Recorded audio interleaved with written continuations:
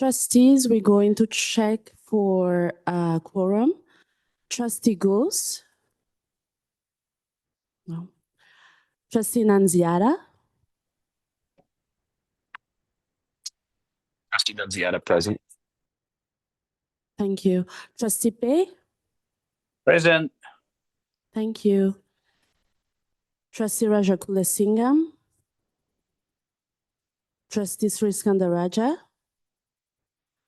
Trustee Shan? Present. Thank you. Trustee Patel? I'm here. Thank you very much. Chair, we have quorum.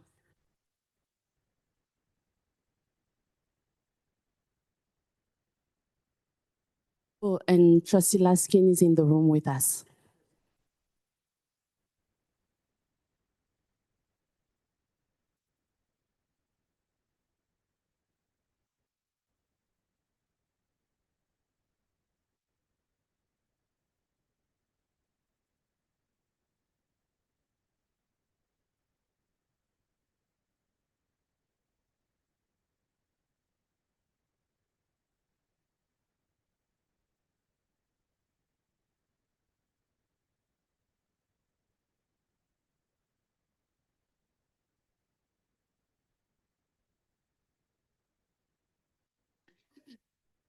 If there is any other trustees not member of GPC who are present, please.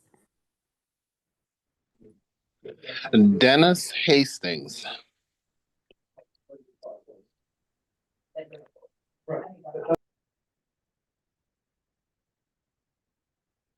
Trustee Williams here.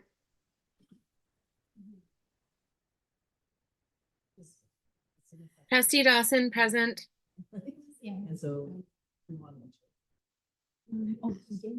Thank you. And Trustee Goes just joined us in the room as well.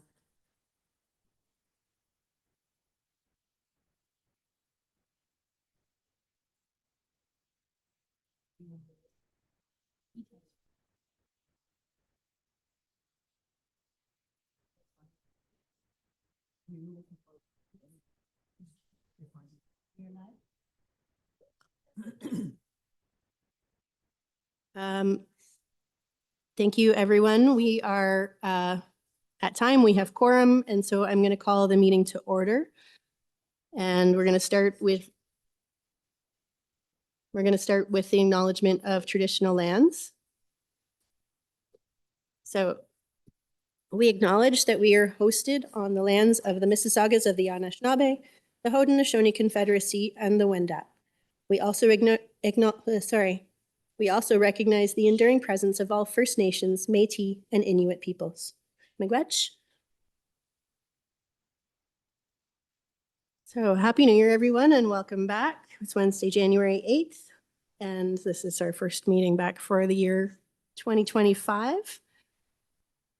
So the next item on our agenda, item number 2, is approval of the agenda. And we have a request to reorder the agenda a little bit.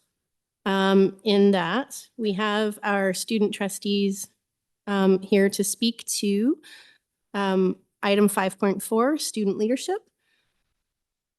The student leadership policy review phase 5. And so we would like, the request has been to move that item to ahead of 5.1 at the top of the list. So that they can speak in a good time. Thank you. I have that moved by Trustee Laskin, seconded by Trustee Gauss. Any opposed? Could I get a mover for the full agenda as revised? Trustee Gauss? Trustee Laskin? All in favor? Say aye. Aye. Thank you. So with that, we will move on to item number 3, which is declarations of possible conflict of interest. Does anyone have a conflict to declare? Hearing none. Item number 4 are delegations, and we have one delegation this evening. Mr. Khan, who is the chair of our Inner City Community Advisory Committee. And he is here to speak on item 5.2, Learning Opportunities Index Policy Review. Is Mr. Khan here? Yeah. Can you hear Hi, me? Omar. I think you know Hello. the drill. You have 5 minutes, and then there will be time for questions of clarifications by trustees. So please go ahead. Okay, thank you, Trustee Arts, and hi everyone. I'm Omar Khan, the ICCAC co-chair. So getting right to it, first, I applaud the staff for releasing more information as part of the LOI policy review public consultation package. It helps explain to the public that the LOI isn't, for example, the EQAO or another ranking, and it's quite specific in particular to poverty. I also applaud the staff for convening the LOI expert working group. My written remarks contain a link to the minutes from those meetings, and I hope they get included in the public consultation package because there's a lot of good stuff in there. In GPC's March 2024 resolution on this item, Part B, Section C, asks staff for any updated definitions, methodologies, or formulas for LOI. So nothing has been provided on that item today, but I'm told it's going to be done. One thing I want to point out is that with the increased disclosure, I've been able to compute, just as an example, the current LOI ranking, which is composed of 6 variables, and compare that to, say, a ranking that just uses one of those variables, like social assistance. And there's a very high correlation. There's a 94% correlation. And again, details are in my written remarks. Similarly, with the low-income measure, there's a really high correlation, like 92% of the ranking based on low-income measure or the ranking based on the full 6 variables. I mention this because from a transparency and understandability perspective, if, like the province of Ontario is in their new funding formula, we only use the low-income measure for measuring socioeconomic disadvantage, LOI would be vastly easier to explain to the public. And one thing that is missing in the transparency needs in the release to the public for the policy review is the underlying variables over time, not just for 2023. The reason ICCAC has been asking for this is because right now, the LOI measures a snapshot in time, and a school's 2020 and 2023 LOIs are not really comparable. But it does make sense to compare school income measures over time. We all know that Toronto is becoming a more unequal city with income inequality rising. I have a nice figure at the bottom of my written remarks. If we had a measure that was trackable over time, I know we would see that, for example, the top 25 or so LOI schools, that mostly been in the top 25 since the beginning of the LOI, would see their income staying roughly the same when compared to many schools on the index where incomes have grown dramatically. Staff know how useful this data is because they do such a year-over-year analysis on page 6 of Appendix D in your package today, but they haven't released the full data publicly so others can examine the year-over-year changes. Exposing this kind of information would make it possible to advocate for, say, smarter allocation of resources in the model school program that perhaps prioritize or bucket schools that need even more support due to external challenges that have persisted or increased over time. Relative to other schools in the city. So I really strongly encourage GBC to ask staff to release the variable data going back many years, not just 2023. So finally, in Appendix D, staff provided a short response to item B, Section D from GPC's resolution in March 2024 regarding consideration of metrics to use alongside LOI when programs of choice, gentrification, deepening concentrations of poverty, et cetera, are involved. So my quick summary of what the staff said are there LOI, a lot of changes of LOI rank are due to gentrification in Toronto.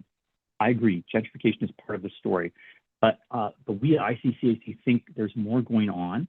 In a separate report to PSSC, TDSP research noted that in 2023, the number of low-income families in TDSP was 32%, but only 21% in French programs. And high-income families was 34% in TDSP, but 48% in French programs. Those are really huge differences, like huge. So my narrative to explain some of the things that have come up at ICCAC is this. And this is what GBC was asking about, never got an answer to yet. So imagine there's a school with low enrollment, a model school.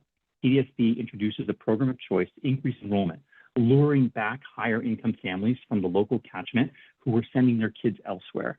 So now there are two streams in the school, mainstream and let's say French. So the school loses model school status due to rapid growth in the French program. And so all kids lose access to the additional resources provided via model schools. So the mainstream kids don't have access to the resources given to the French immersion program, and they've lost their resources from model schools. But the mainstream largely looks demographically similar to prior to the introduction of French immersion, as the higher income families are predominantly in the French stream. So is my narrative right? I'm not exactly sure. And we have asked TDSB research many, many times to run the LOI calculation just for research purposes, treating French programs as separate schools in the same building, like we do with alternative schools. They haven't Omar? done it. What they have, yes. Oh, sorry. Your time is up. So That's fine. if you could give us a concluding statement, that would be great. Thank you. Okay, yeah. So I'm just saying, please, trustees, ask the staff to do this calculation. The expert working group has asked this. David Cameron has said in previous meetings they will do it, but it just hasn't been done. This would really help, kind of respond to what GPC has asked in March 2024. Thanks. Thank you very much. I just want to mention to trustees to check their email. Omar did share his broader written delegation with us. Alexis forwarded that to all trustees, and it was also sent to delegates, so it'll be part of the package. But there's more detail in Omar's letter, so please have a look at that as well. And now we have the opportunity for questions of clarification for trustees. So do we have any questions?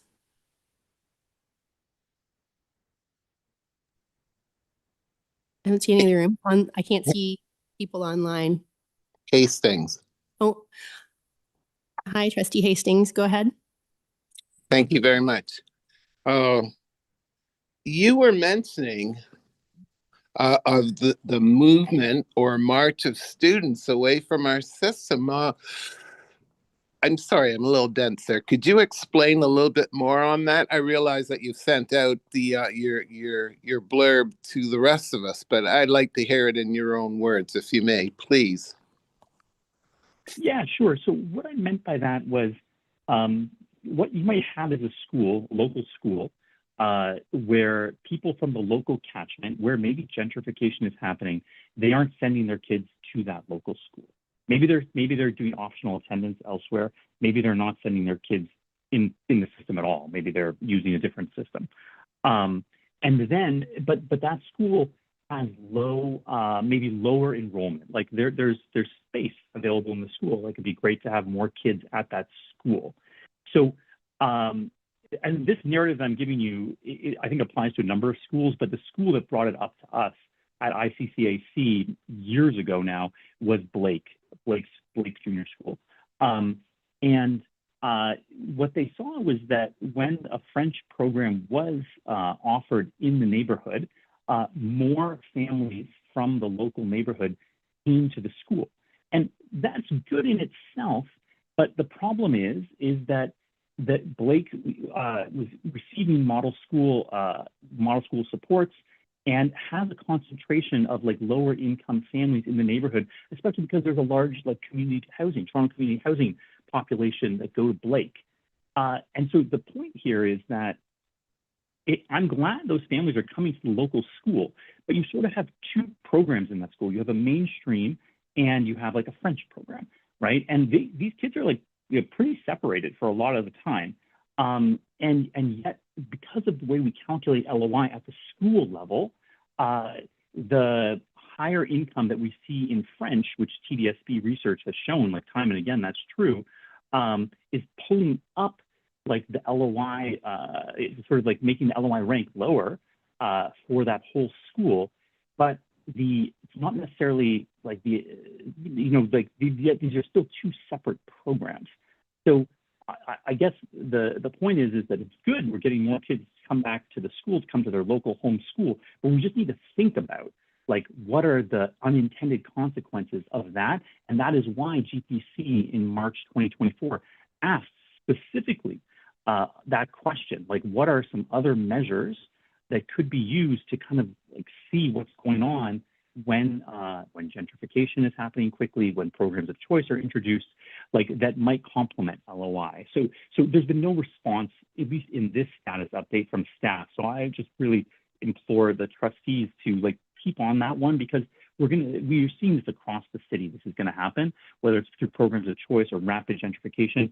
And we just, maybe the LOI isn't fit for purpose to handle these issues.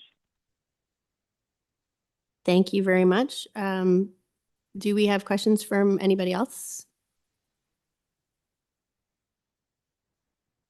I don't see anything online. So thank you, Omar, again for coming to speak to us, and thank you for the written documents that you sent. I think that will be helpful for today's discussion and the ongoing pieces after today. Okay, thank you, Trustee Artson. Thank you all. Bye-bye. Soon, take care. So the next item on our agenda is now, sorry, 5.4. 5.4. This is the Student Leadership Policy Review Phase 5. And who is speaking to this? Through you, Madam Chair, I'm happy to present this report. Thank you. This report represents the work of our policy team, including Vitaly and Lisa Nante, along with staff advisors Nick Rowe and Tiffany Peel and myself. We've had the opportunity to have a few discussions with our Student Senate and student trustees around some of the things that they were hoping to see in such a policy. And so I'd like to walk you through some relevant parts, maybe the parts that for you to look at, reflect on, think about.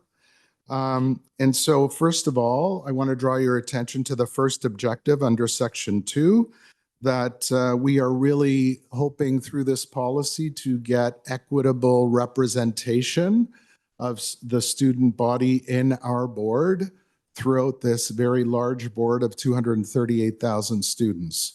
And so that is always a priority, to make sure that our student leaders reflect the identities of our students across TDSB. I'll move on then to Section 6 and subsection 6.1.4. And that's where we really list the different types of board level student leadership that exist at TDSB. And so we go on to describe some of those in the subsequent section, 6.2. And I'll draw your attention to 6.3, which actually represents the motion that was brought to the floor in June by one of our student trustees to add a student president's council. And this policy reflects that motion. And we have added an organization that will be established that includes each student council president from all our secondary schools. The Student Senate continues to be one of those key student leadership voices in our board. And we have updated the Student Senate to reflect the new configuration of 22 families of schools. And we're trying to build in the upcoming procedure some flexibility within that Student Senate to be responsive to the changing needs of students as we progress over the years. The last time we reviewed this policy was a good decade ago. And so we want the new policy to be a place that is responsive to the changing needs of students, and we will seek to do that through Student Senate. In the Student Trustees section, I wanted to raise one specific line in it that we discussed in Student Senate discussions with our Student Senate and student trustees. In those discussions, their recommendation was that the top 2 student trustee vote getters from across the board be named student trustees.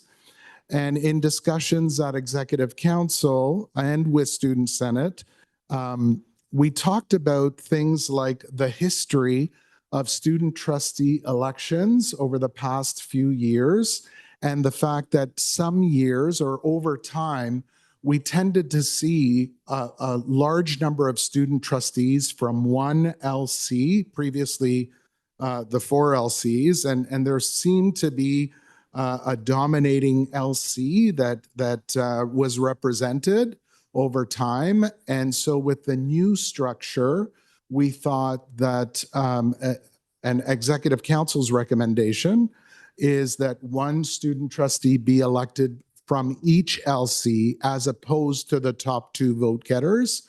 Other reasons for that include the number of candidates that present themselves and the need for students to learn about these candidates. And if you have 50 candidates spread out over the entire board, that's a big job for students to get to know all 50.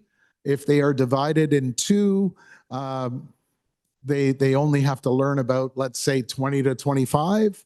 And so that makes it more manageable for them. It also guarantees representation from both sides of the board, both LCs. And when we write policy, we tend to think about the most extreme situations. And so if we went with the option for the top 2 vote getters from the list of 50, let's say, across the board, it's very possible, given the number of people who vote for student trustee, that we could it's a possibility that we could end up with 2 student trustees from the very same school. And that's just based on the dynamics of how these things work, right? If one school creates a big interest in the student trustee election, that can really sway things. So because of all of these factors, our recommendation to you is that 1 student trustee from each learning center is elected, but certainly that's something that you can decide differently. And then the next section, 6.6 and 6.7, really speaks to the past 2 policies that existed and the communications piece. We have folded that in to this policy, so we only have 1. We have a dedicated communications person assigned to us in student leadership. And those of you that noticed on TDSB Connects and other publications, we've already published a webpage relating to the student trustee election because it is fast coming. We are beginning it actually after the passage of this policy on the 23rd. So I'm happy to take any questions and hope that this introduction was helpful. So thank you very much. First, I have Shelley. Sorry, Trustee Laskin. Much through you, Madam Chair. A couple of questions. One is, how are you defining student leadership? For example, student affinity groups or student unions. Is that considered a student leadership group, or is that just a club?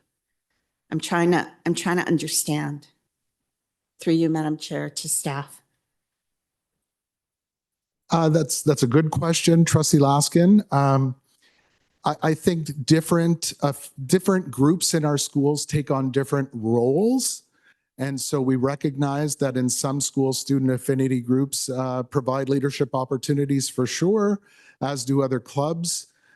We wanted to talk in this particular policy around those board level and formalized groups that might exist in every school or across the board. We recognize that there are other groups. We've listed a few others in section 0.1.4, the Toronto Indigenous Youth Council and the Youth Participatory Action Research Group. And so certainly we recognize that there are other structures, student leadership structures in the board. And so the policy itself had a focus on those more established and board-wide structures. Through you, Madam Chair, I guess my concern is that, you know, if you're on a,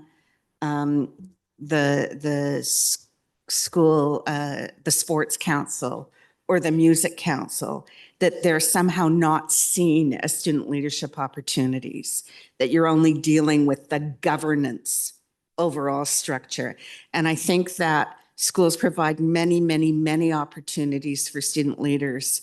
And I guess I just don't want kids to feel that the only way they have leadership opportunities is through these structures when their interests might be totally different. So I'm just wondering if there needs to be some sort of paragraph or comment about leadership opportunities for kids for students in secondary schools, and the TDSB exist in a number of opportunities. This policy is just referencing, as you said, the more formal structures. It just seems to me, I just want all kids to see themselves, not everybody wants to grow up to be president, but other people can have lots of leadership opportunities. And I also want principals to get the message that kids can have lots of opportunities for leadership in schools, separate and apart from these particular formal structures.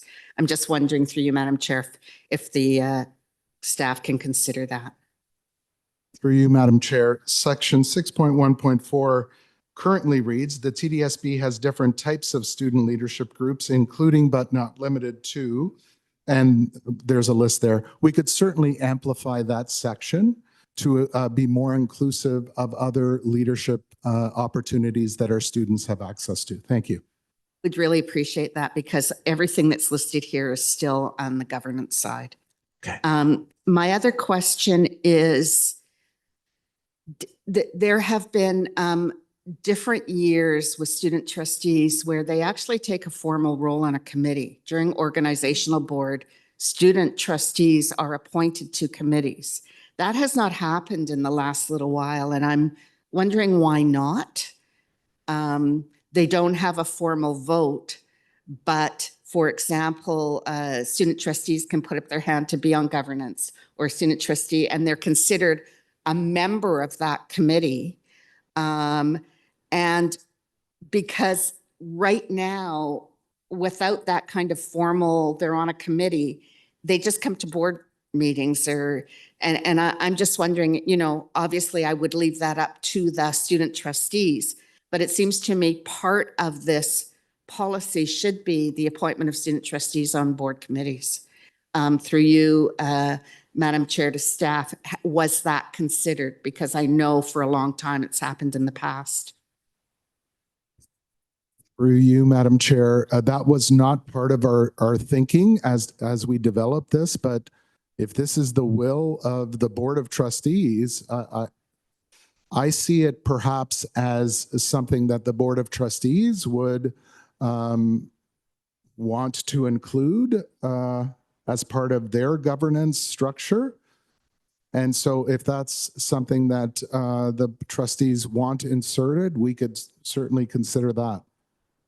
I don't want to drop it on the student trustees out of the blue, but it just seems to me that we should be providing that opportunity. Whether or not they choose to is a whole other matter, but I certainly know that the student trustees that have been appointed to different committees through the years have made tremendous contributions, and it provides the board that kind of student voice on these committees when we're discussing things in schools that is kind of there and around the table as part of the discussion. So I know I, for one, would really love to see that come back, but I'm not prepared to make a motion because I haven't had these conversations with anybody.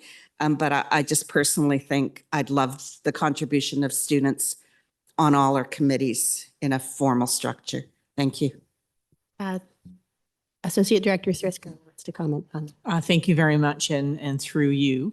I just brought up board bylaws because I thought, oh, I wonder if it's better nested in board bylaws, but there is reference to student trustees and their participation in meetings in student senate, the board and its committees. So I think it would be a nice affirmation because it's already nested there. So thank you for the suggestion, Trustee Laskin.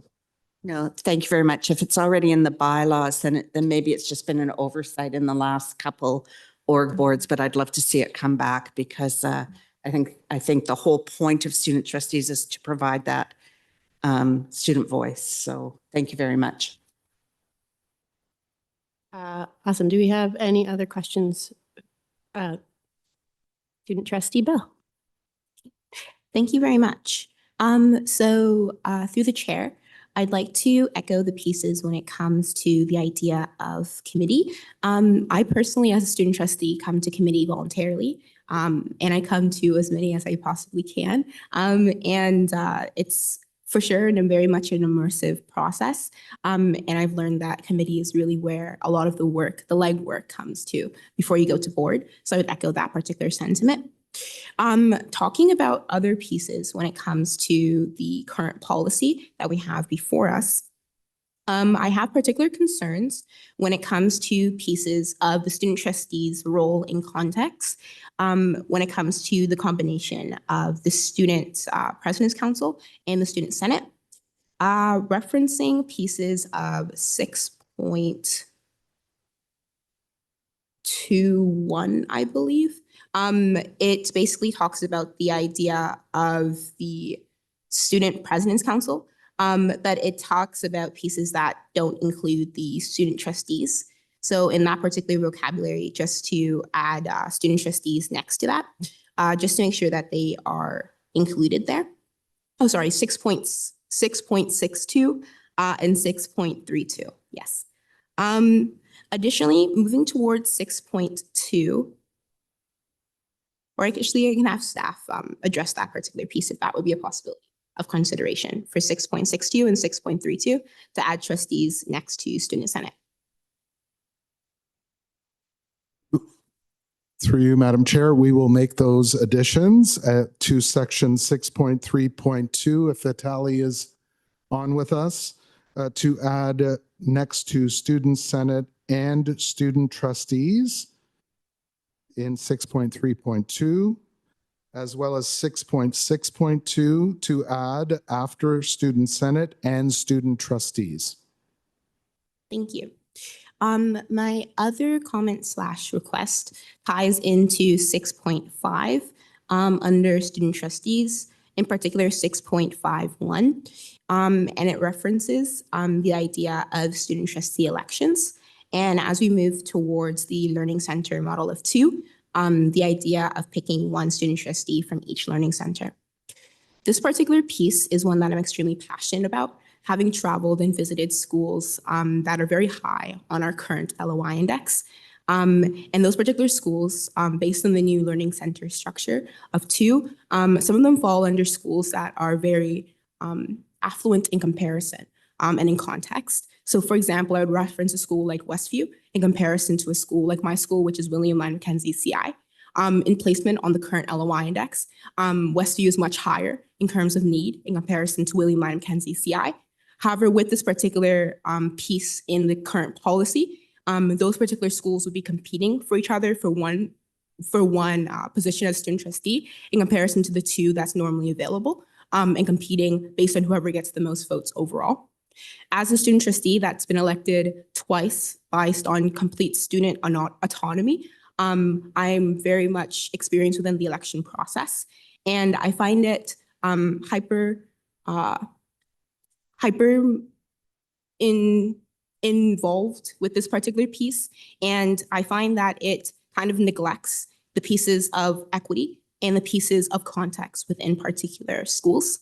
So Westview in particular would have a much harder positionality to be able to have to compete against a school that is like William Lyon Mackenzie CI.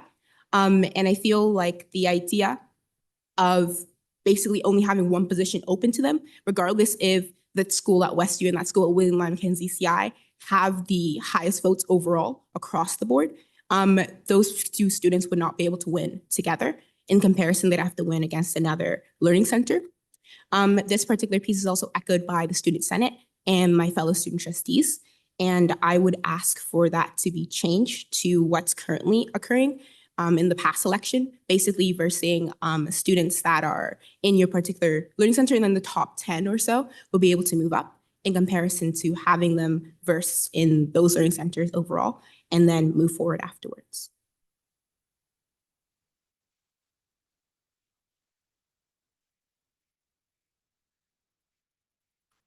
Through you, Madam Chair. Certainly, there are arguments on both sides. We see one per LC as guarding against, potential scenarios where certain schools, because of their size or because of, history, could become overrepresented in the student trustee position, but certainly there are arguments on both sides.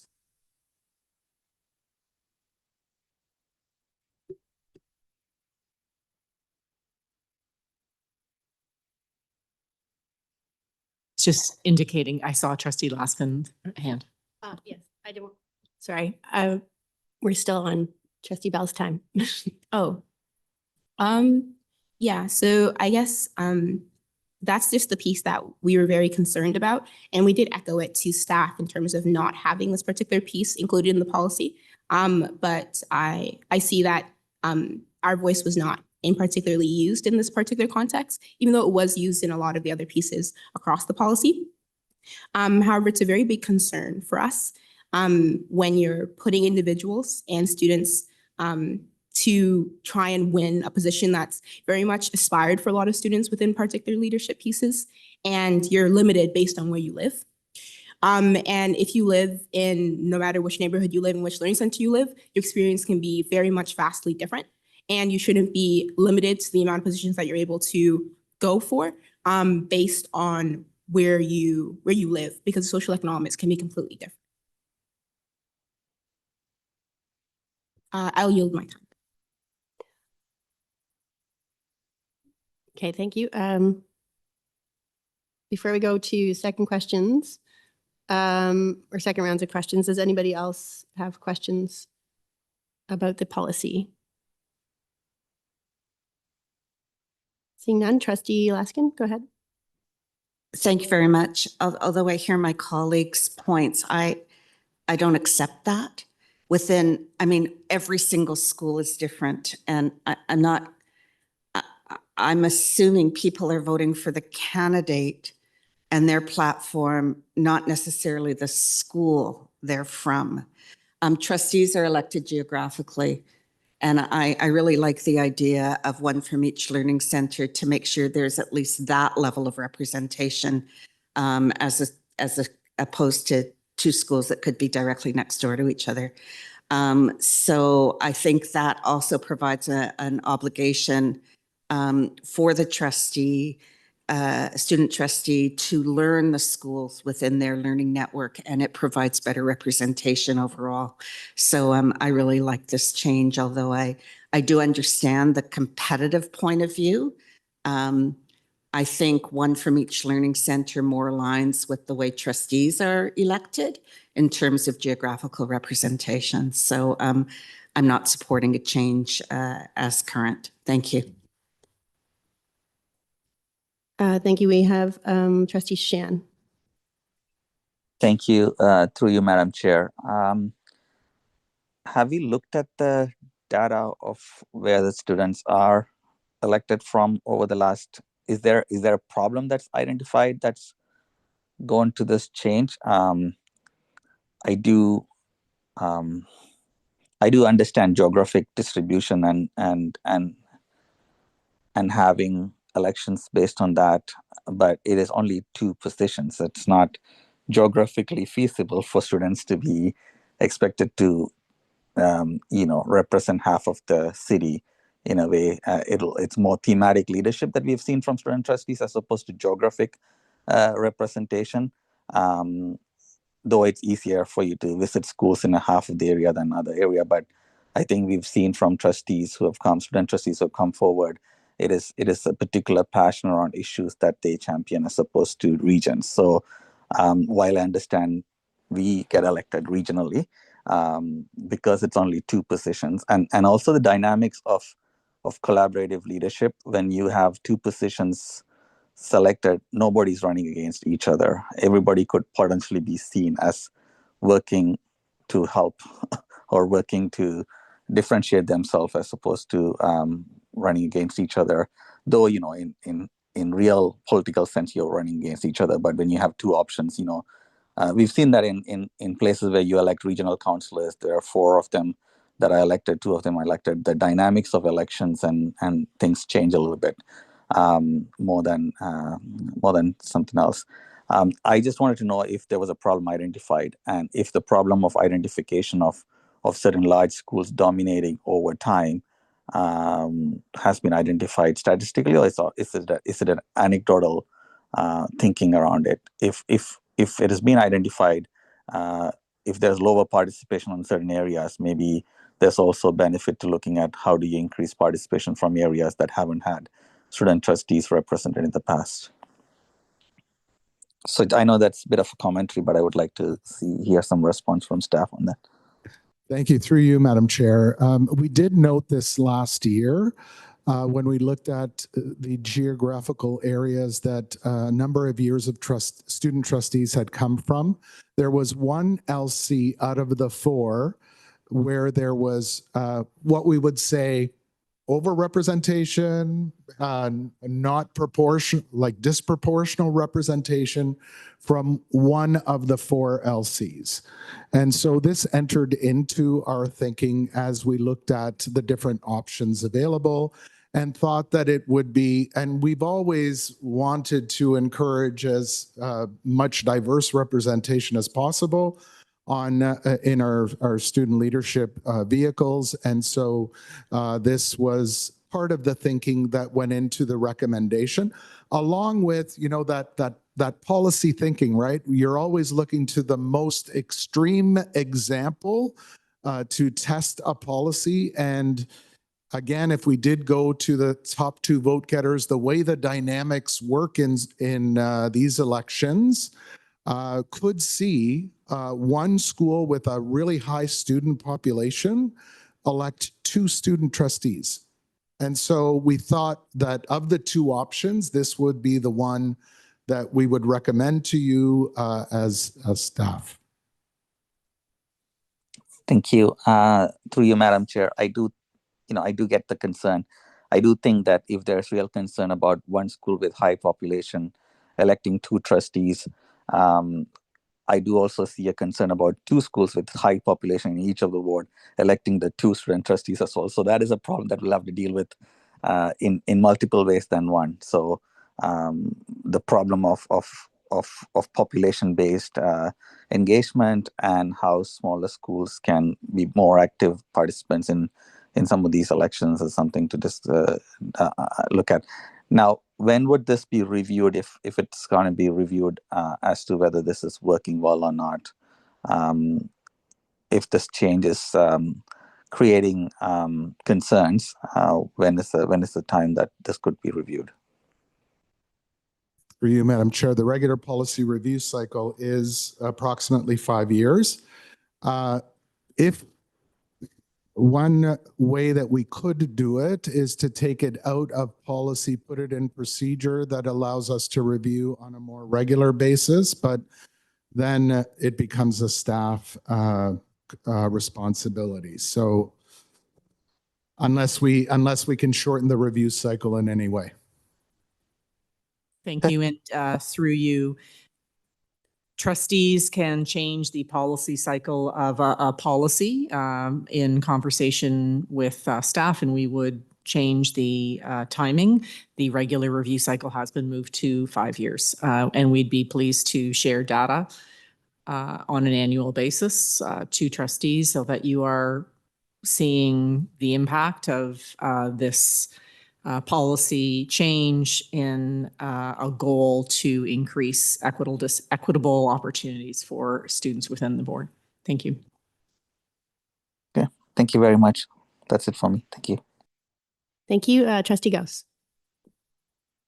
Hi, through the chair, I just want to echo Trustee Laskin's comments. I do think having four trustees from different LCs will be a good idea, especially because having a lot of cousins in the school system, I know that they don't really know what a student trustee is. So I feel like since it's, as you said, that there's only focus on one LC, I feel like a lot of other LCs are not running for it because they don't really know much about it. And that's why there's only voting people are certain voting people are from one certain LC. So I do think it's a good idea to have different representation from different LCs. Okay, thank you. Can I pass the chair? Trustee Laskin? Oh, sorry, Angelica again, go ahead. Sorry, Trustee Bell. Yeah, through the chair.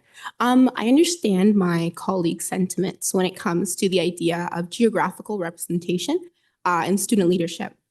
And based on my position as a student trustee on my student council and my work within organizations like the Ontario Trustees Association on the provincial level and their Black Trustees Caucus at OPSPA, I'm very much well-versed in the idea of student leadership and representation within student leadership.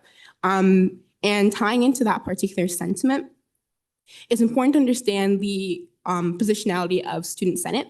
Student Senate is meant to be that kind of vehicle towards the multiple different wards and or learning centers that they represent. So currently, based on the last previous year, we used to have 4 learning centers. So our Student Senate represents those 4 learning centers.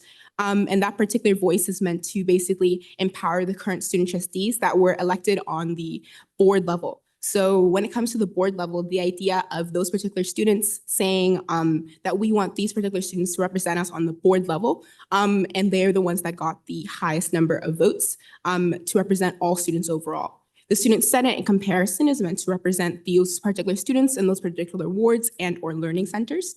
So that's kind of meant to alleviate the points made by some of my colleagues when it comes to geographical representation.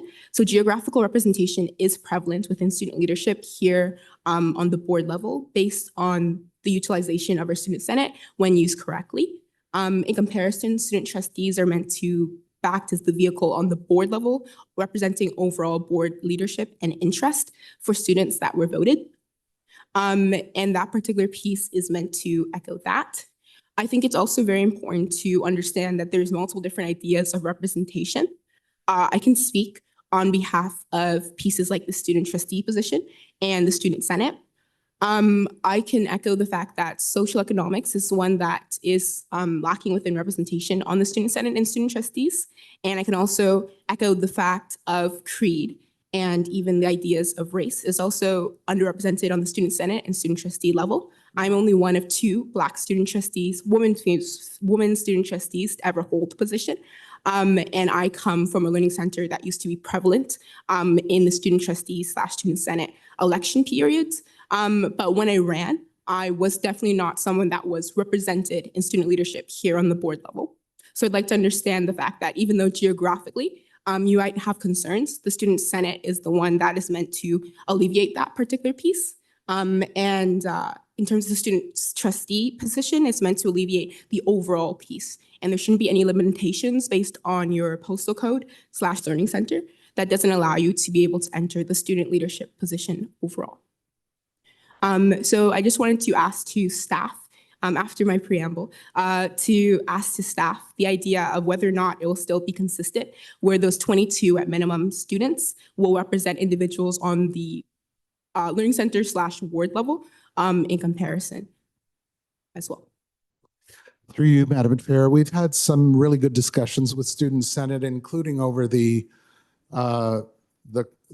holiday break. They're very interested in the structure of Student Senate moving forward. And so those discussions are actually still happening. We have a little bit more time to develop the vision for Student Senate in a new 22 FOS board. What we've landed on so far is that there will be 22 FOS representatives, hence the allusion to a minimum of 22, but there are also opportunities to, first of all, create some responsive structures within that 22 or more, including, and these are only possibilities at this point, but that the 22 establish their executive amongst themselves as opposed to voting for executives as part of the Student Senate election, that they actually have some say in what the executive positions are to be more responsive to the changing landscape of student voice. That there be a link between a previous student senate and the next student senate. And we're talking about ways that that could happen. Nothing has been firmly established yet, but we want those things in place for the election of student senate in April and May. Thank you. And through the chair, I still have another point of clarification when it comes to my original question. So just to clarify, the 22 will be based on geographical region, similar to the way the elections have worked in the past, including last year and the year before, when it comes to learning centers / wards. That's the intention right now, is to have FOS representation. Okay. Madam Chair. Okay, thank you. So yes, so based on that particular response from staff, again, I'd like to echo the ability to move beyond the geographical piece when it comes to the idea of representation. And based on the fact that our student senate, which is more or less the official board representation of student leadership on the board level, they will be able to represent geographically that particular gap, which you explained when it came to student trustees.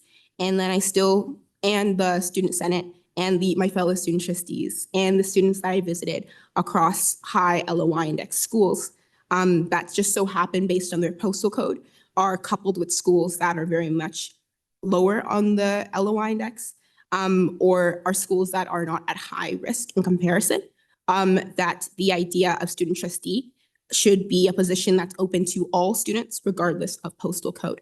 And the students that elect them, based on whoever those students in the board pick as a democratically elected position, should not be limited based on that particular postal code or where they're coupled in the board. Go ahead. Thank you. And through the chair, the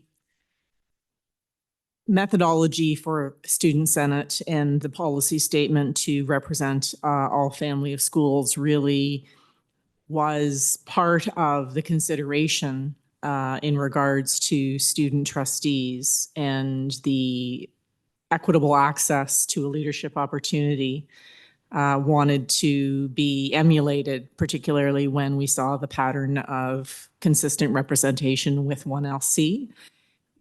Staff discussed the really special leadership opportunity of being a student trustee and representing governance at the highest level at a boardroom table, and wanted to seek opportunities to have that same equitable access for opportunity while maintaining a democratically elected approach. And so this was the consideration to at least have more than one LC and representation of access between the two LCs of the board. Thank you.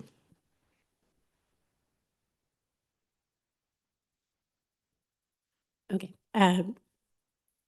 Sorry, do you want to go back on the list? Okay, thank you. Trustee McLean.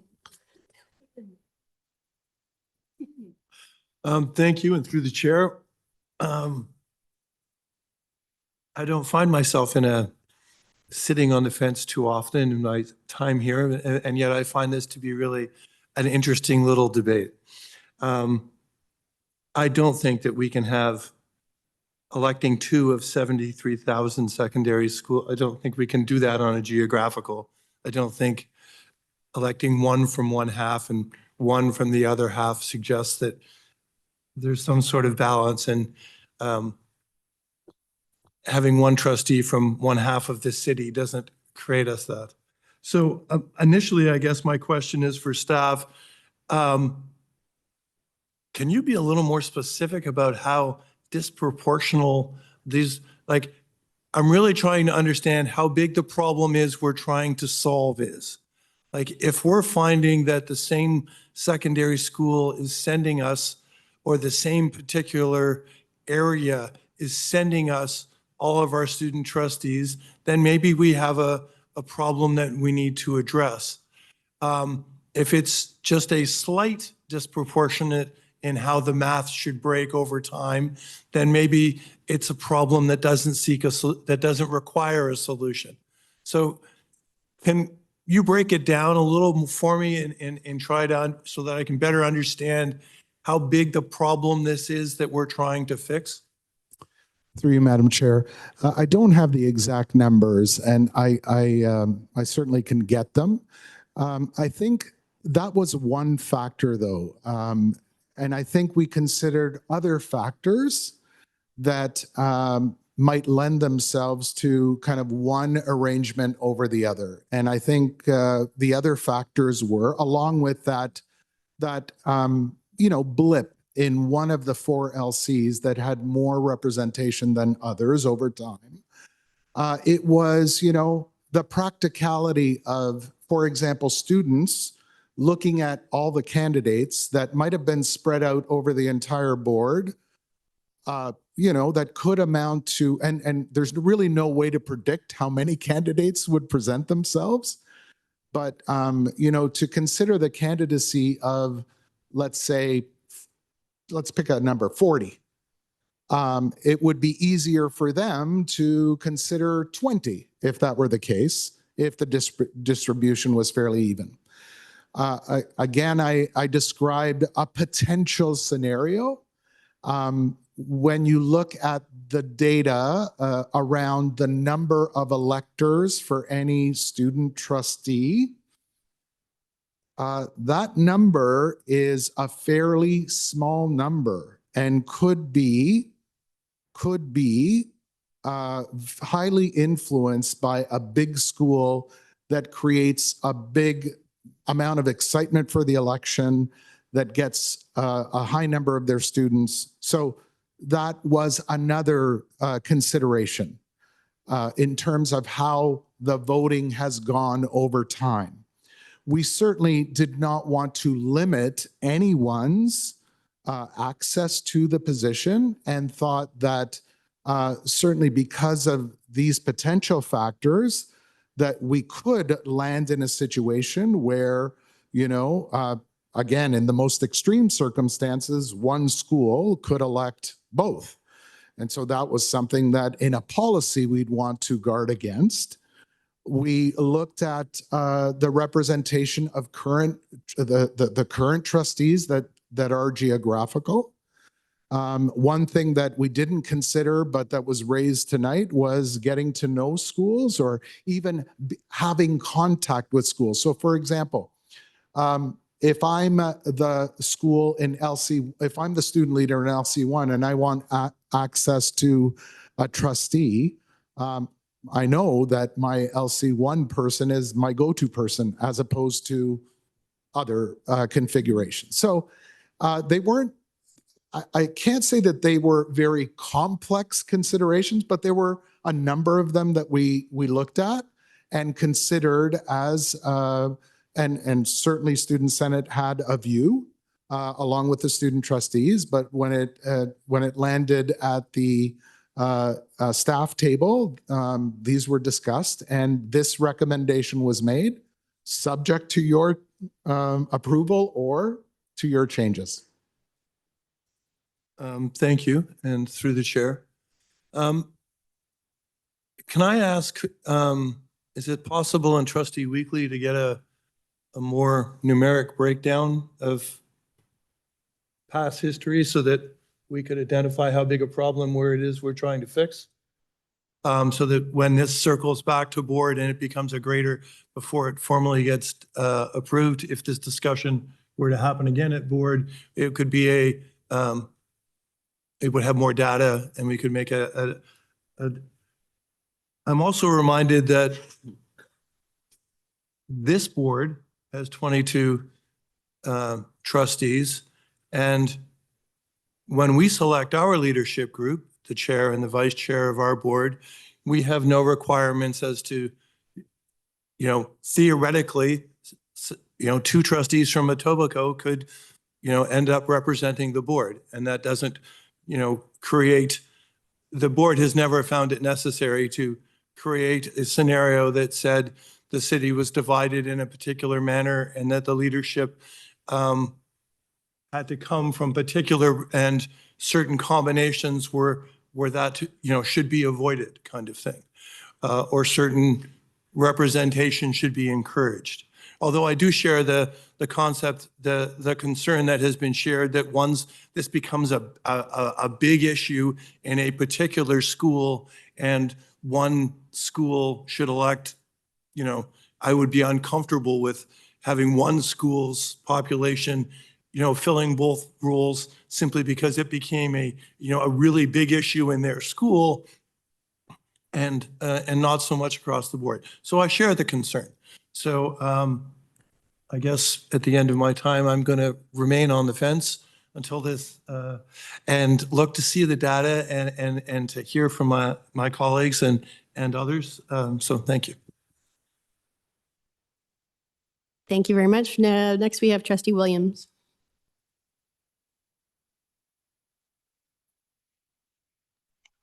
Thank you, and through the chair. So I just had one question for staff regarding this proposed change. Have there been other solutions explored to improve the engagement and representation more broadly?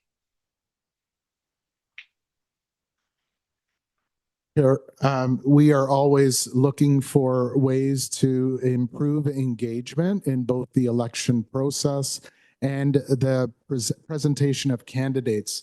And so as part of this policy, recognizing the other leadership groups, for example, the Toronto Indigenous Youth Council and the Youth Participatory Action Research Council, or the group, those are places, for example, that the Indigenous student, and we've already had discussions with UIEC, the Toronto Indigenous Youth Council is the body that UIEC will look to through its participation in leadership initiatives to develop their leadership for the Indigenous student trustee.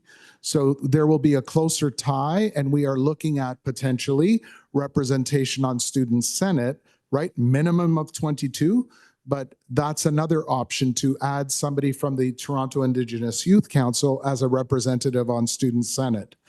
Also from other potential groups. So those are things that are being discussed right now, and certainly a part of the strategy to make sure that our representation reflects the student body that we serve. Thank you for that, through the chair. So looking at the model that you've just described and the two areas that you've described, is there like a possibility of looking at maybe encouraging that engagement and getting that representation for student trustees through those two bodies, similar to what you've described, the Indigenous Youth Council informing the Indigenous trustee that's elected? Through you, Madam Chair, we encourage that those leadership opportunities in all those organizations, including Student Senate, as well as the two that have been mentioned, and others. The Students' President's Council could become another body that we look to grow our student leadership in different ways. So we think the policy sets us up for encouraging more engagement and participation in board level structures and the student trustee role. Thank you. Through the chair, those are my questions. Thank you. Trustee Laskin, can I pass the chair? Please go ahead. Thank you. I won't be as witty as trustee McLean, but I'm in the same boat. I understand arguments on both sides. To the regional piece, I'm just going to pull up one that's a fairly constant pain in my side. Even though we are regionally elected as trustees, once we are on this board, we do not represent our wards. We are a point of first contact for our wards in our structure.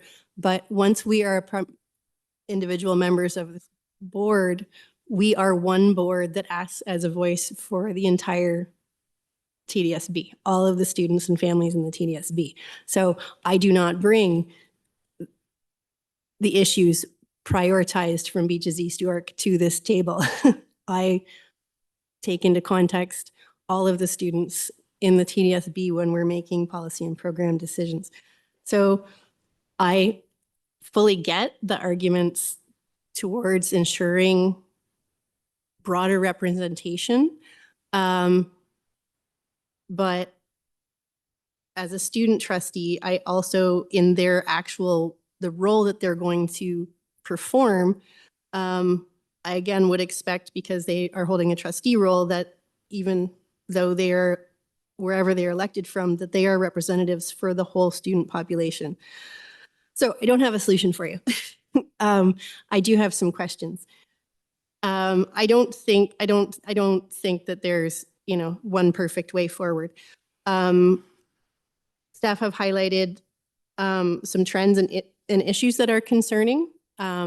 We do definitely have some schools where the programs within the school, the structures, produce more engagement. That's just traditionally how they've been aligned. I do have in my head specific schools where I know that we repeatedly have student trustees from, and they all have been excellent. But I get that we have a pattern of students coming from one particular area constantly, and we're not getting that engagement. I don't know that necessarily making one student election from each learning center will definitely divide that up. However, what I'm hearing is that this is really an issue of one, voter engagement, which I think some of the new structure will help. So one of the things I would ask about is, because we're on a 5-year review cycle, what would the opportunity for an interim update? This goes ahead, policy goes ahead, we have a new Senate structure, new President Super Council, more possibilities for engagement. What is the logical place for an interim update on, is this working? As not 5 years from now, like 2 years from now. Thank you. And through you, we would be happy to be sharing data annually to see whether the representation is more balanced, is representative of different families of schools, as another example, as a more granular level. And certainly the data that Trustee McLean has requested, we will analyze to bring forward for trustees when it's for consideration to the full board, to provide the broader context. Thank you. That would be great. And one other thing I note, as we're having this whole conversation about new structures and student senate and a new super council, I don't believe as a board we've ever actually just had an opportunity to meet the student senate. That would be really great. I would love that. Say, I don't know, if like the end of September is a good time to invite them to dinner or something like that, and that we would actually get to meet the student senate officially. That would be great for the board of trustees and senior team or whoever's involved to do that in the fall and get to know our student representatives. And maybe that could be our way of also helping with engagement. Thank you. If I may, I think that if we provide really excellent, tasty food our students will be most motivated, and maybe we can promise some cookies. I think it's a great idea. Thank you. If I may, through you, Madam Chair, there's also a new structure that's emerging that will, it could potentially link the FOS representative with the trustees that are involved in that FOS. So there are opportunities for sure. Okay, thank you. Those are my questions. Please take the chair back. Okay, thank you. Trustee Pei? Thank you, Madam Chair. I have a question to ask the staff. Since the student really select their representative, have the staff done any consultation with the student body?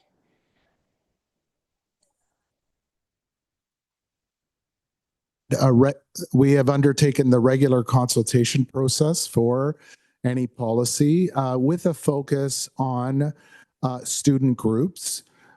So there was a number of discussions with Student Senate, but also a discussion with the Toronto Indigenous Youth Council and other opportunities that students took to give us feedback. The issue, yeah.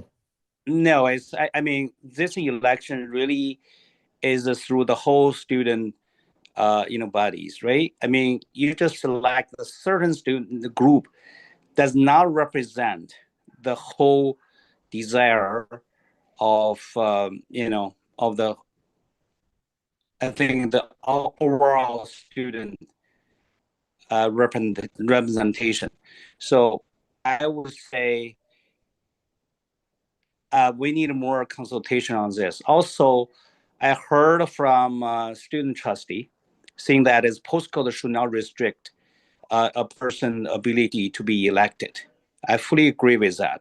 So I think the report really like the extensive consultation from the student itself, which is such an important election to them.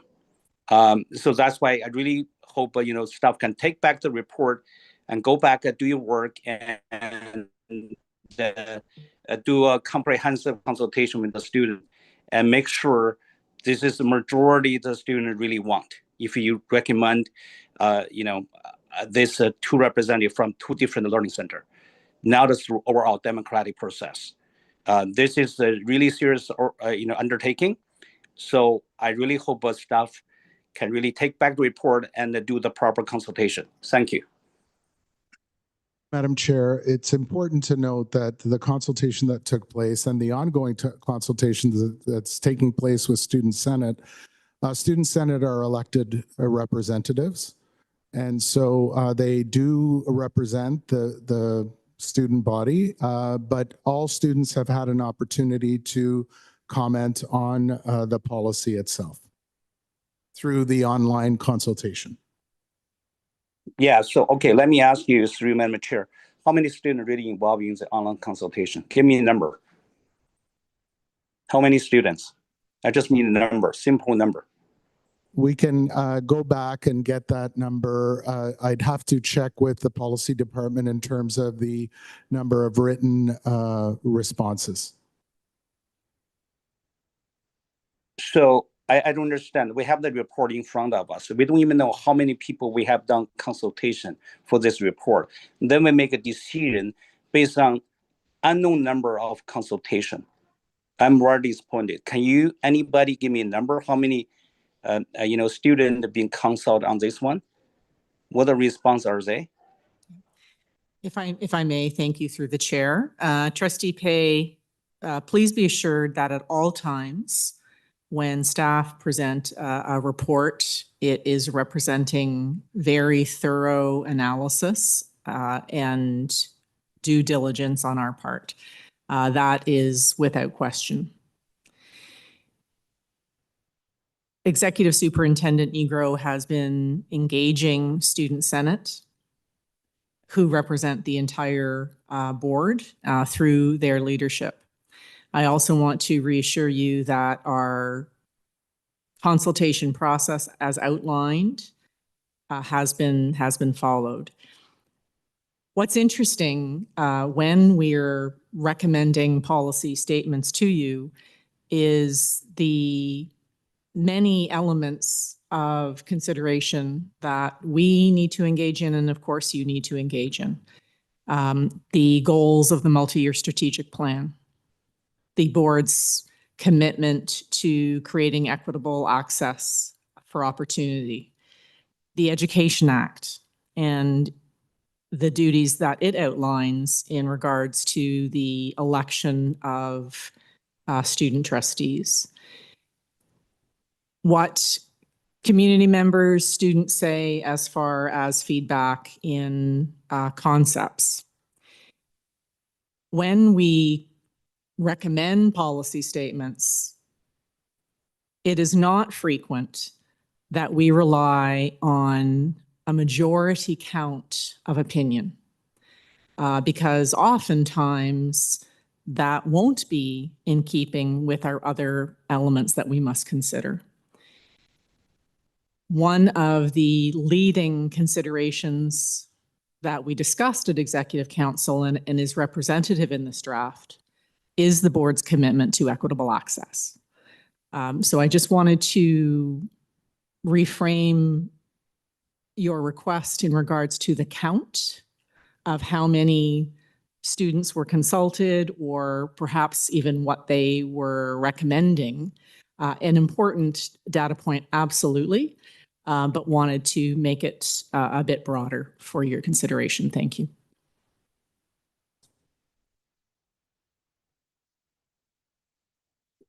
Madam Chair. Trustee Pay, you're on mute. Yeah, thank you, Madam Chair. Through you, I just want to start with, I want to learn the process a little bit more. Who actually voted this student trustee into the board?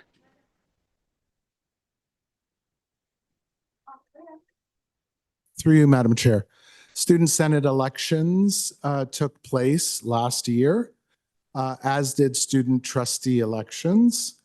The student trustee election is a legislated election, and we followed the requirements as per the ministry rules. The student Senate elections were open elections that happened in the month of April and May. The election process was open to all grade 7 to 12 students. And so that happened. And that, I think that answers your question.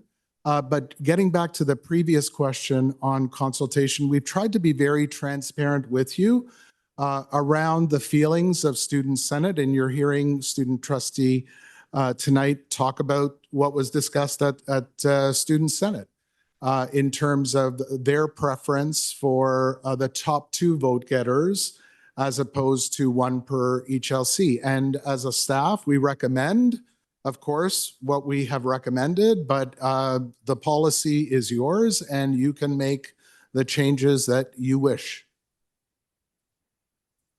Okay, so Madam Chair, sorry, I didn't get it. So basically, so you're saying is like the student trustee was voted not by students, by the, like a Senate, a student Senate. Is that correct? Through you, Madam Chair, that's not correct. Every student from grade 7 to 12 was eligible to vote for student trustee, as was the case for student Senate. Okay, all right. So if this 2 student or 3 student trustee not voted by student Senate, why we do a consultation on student Senate, not on the whole student body, which is from grade 7 to 12, the actual voters, because that's really affect them, right? That's their right to vote the right person. Now student Senate is a duty to vote this 3 student trustee. So I just understand why we do the consultation backwards. You know, we're not doing on the actual student bodies, who are the actual voters, who are going to vote for this student trustee, but we did as like some kind of consultation. Maybe I don't even know, is it like a written consultation, surveys been taken, or just verbal consultation? For you, So Madam Chair. Yeah, and I really have issue with the consultation process. So my recommendation would be for the staff, take back report, do the proper consultation, then get back report back to us for proper recommendation by the whole student body.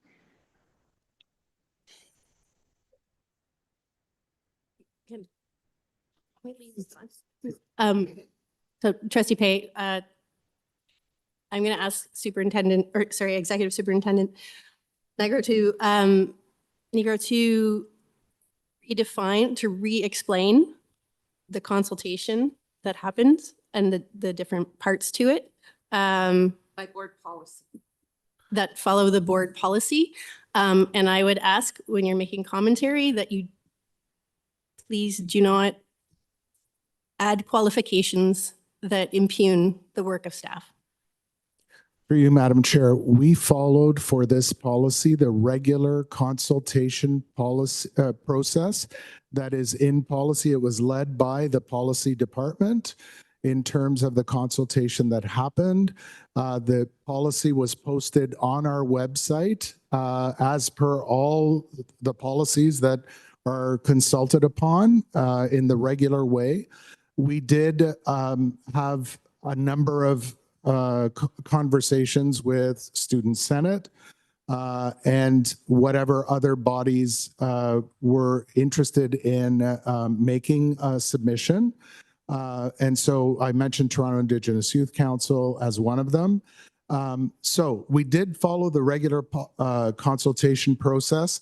I did hear something about the Student Senate electing the student trustees. No, that is not the case. Student trustees are elected in the student trustee election by the student body across TDSB. Madam Chair, I fully understand now. Is a student really, voted for this, 3 student trustees. So my question is, why the staff is now doing the proper consultation to the whole student bodies from grade 7 to 12, instead of they have some kind of conversation with student senate.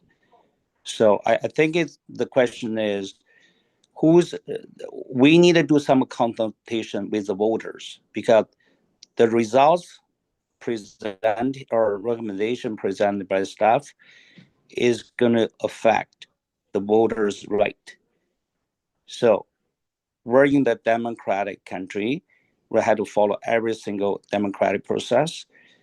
So I hope if we really want to change the democratic process by doing different type of allocation, then I think we should have the student voices here. I just felt like, we haven't done the proper consultation yet. My recommendation with the staff, go back and take back the report and do the proper consultation. Let's hear the student voice. Okay, I think the voice is very important. Okay, and maybe we need to design some kind of survey before we can really make the recommendation. Because the assumption made by the staff, I don't really buy into it, because say one, overcrowded, school can have 2 councils. That never happened. Okay, just the pure assumption. I have largest school at the TDSB or Hague. During my schools, I never heard any, 2 trustees were elected by Hague, not even 1, by the way. Thank you.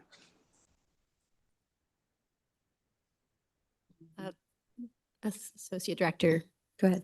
Thank you very kindly and through the chair. Respectfully, Trustee Pei, I want to reinforce that staff have followed trustee policy expectation in regards to the consultation. Beyond that, staff engaged additional groups to elevate voice. This policy is before the board, before committee for approval to be recommending its best recommendation to the board where further deliberation will occur. Before you is staff's best advice, and it is up to the Board of Trustees, of course, to determine its will in regards to the policy statements. But staff have met the obligations you have put forward to us in regards to consultation process. Thank you.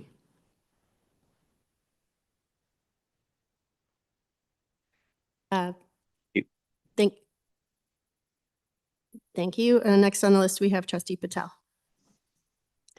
Thank you, Madam Chair, and good evening, everyone. Happy New Year. To you, Madam Chair, I'm listening to this interesting debate.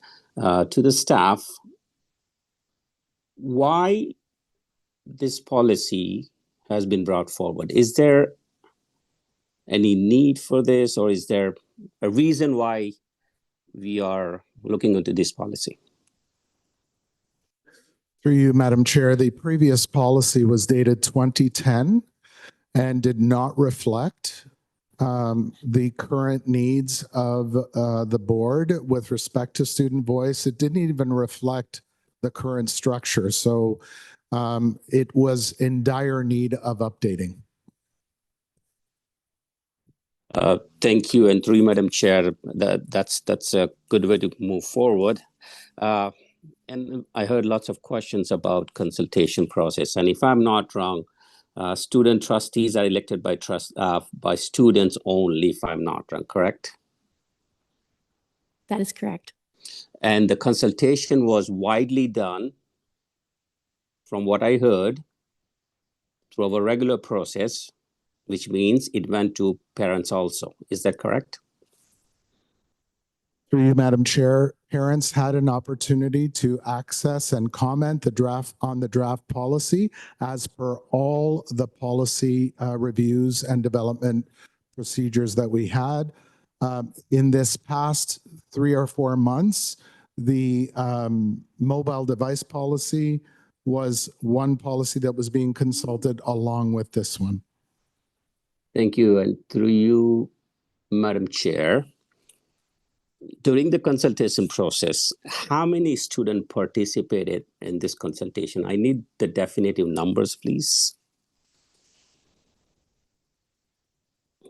Through you, Madam Chair, I don't have those numbers with me, and I would have to go to the policy department to see what the written submissions were. What I can tell you is the student groups that were accessed to speak to the policy and to contribute to it. And so to that end, I can tell you that we met with Student Senate, I'm going to say on 3 occasions. If you count the last one that I had with a smaller group that were interested during the holiday, it was 4 times. Thank you. And through you, Madam Chair, I will make my final comments. And this is kind of challenging for me, like what Trustee McLean said. Like I'm also on edge right now. When we talk about proper consultation, this is a student's voice we are talking about. And while I'm seeing this policy revised, I do not have a definitive number of a student who participated, who votes for student trustees. And this is all about student trustees. And now this puts me into another zone of what type of questions were asked, right? And I always have, an issue or trouble when a policy is brought forward and the issue of consultation comes again and again and again. And I do understand staff just commented that it was merged with a mobile device policy. Now, a mobile device policy largely does concern with parents. But over here, we are dealing with an issue which is 100% related to student trustees or students' voice. Without proper consultation, without proper information, how does, staff is expecting me to either vote in favor of this report or vote against this report. So, Madam Chair, as a few trustees have raised a concern that I do understand certain things of concerns raised of a higher number of population in one area. But again, as a board, we represent the whole Toronto. Even if two trustees come from one area, his obligation is for all the TDSB. So for me, it's kind of very challenging right now to even vote in favor of this report. I'll be waiting for more information in Trust Weekly as requested by Trustee McLean. But I do want to thank staff for this work. And then let's see where we go from here. Thank you, Madam Chair.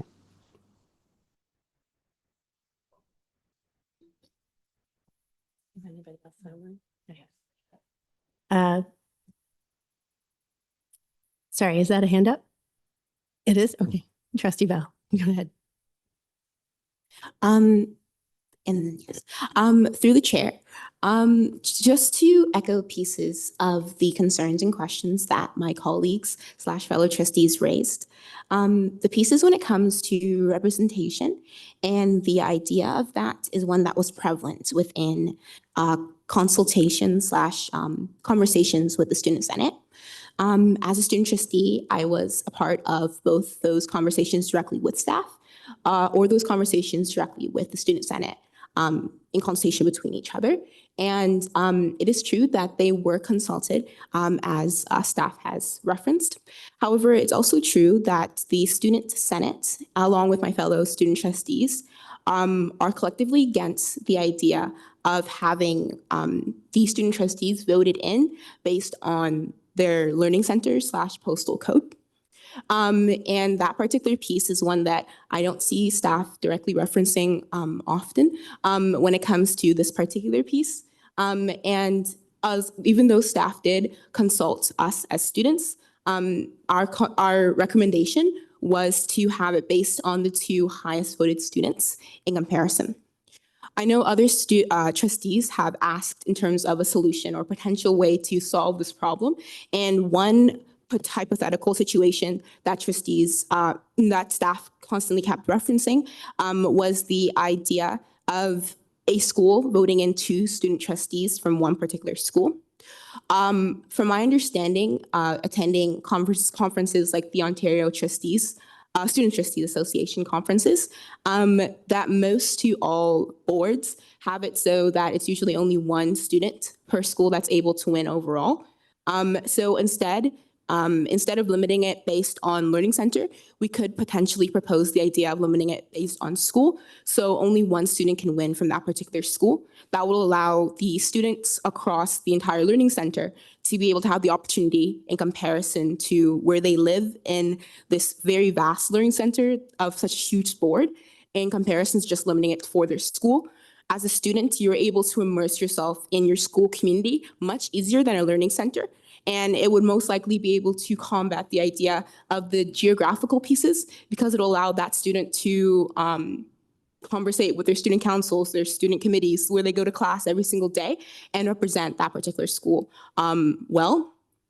And that should hopefully be able to present a particular solution to that. So I just wanted to ask staff if that was a solution that was proposed in exec council or if it's something new. Through you, Madam Chair, that particular scenario was not discussed.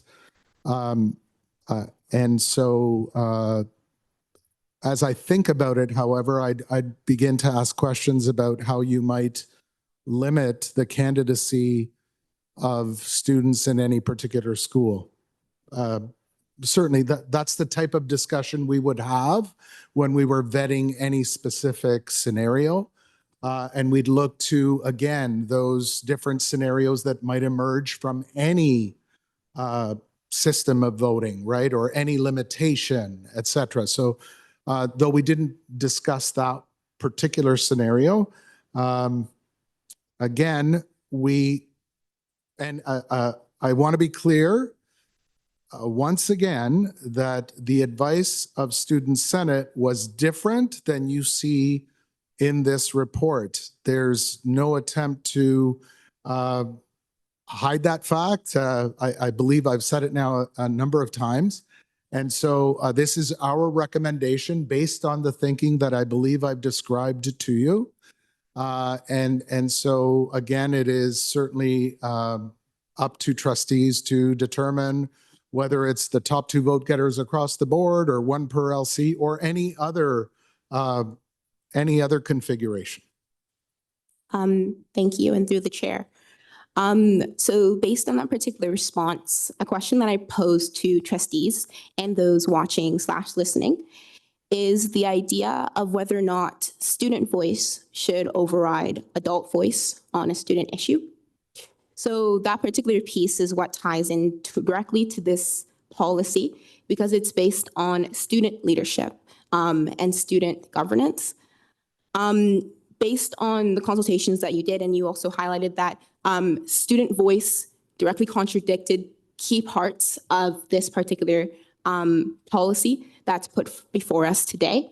And if we keep referencing the fact that we did do consultations based on board policy and trustee policy, and those particular students do not agree with the motion that's before us, I think it's not when I say I think I'm speaking on behalf of Student Voice as well, that we think it makes the most sense to not only listen to those students, but turn that voice into action. That's the principle of what student trustees are meant to do, the principle of what Senate is meant to do, and the principle of what student councils and those voices as well are meant to do. And the last thing I would probably most likely mention is who do student trustees represent? And I asked that to board staff. Board staff. Who do student trustees represent? Through you, Madam Chair, I think the answer to that is obvious. They represent the 238,000 students of TDSP, and they do so with enthusiasm, skill, and yes, action as well. Yes, thank you, and through the chair. Based on that particular response, which was very well worded, thank you.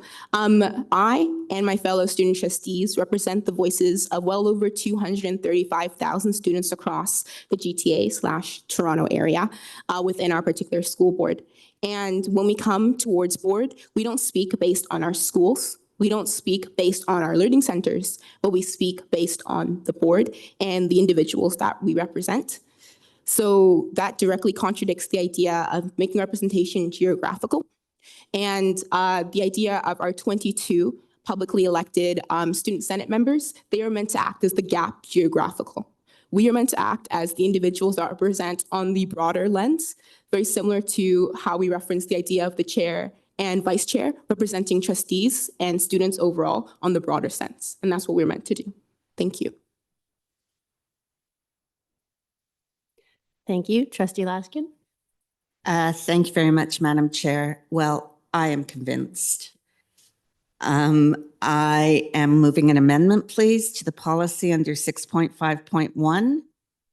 And I would like what's in the brackets, 1 student trustee from each learning center struck from the policy.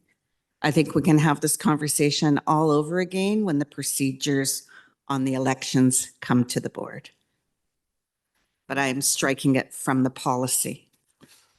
Through you, Madam Chair, I'm requesting a clarification on this.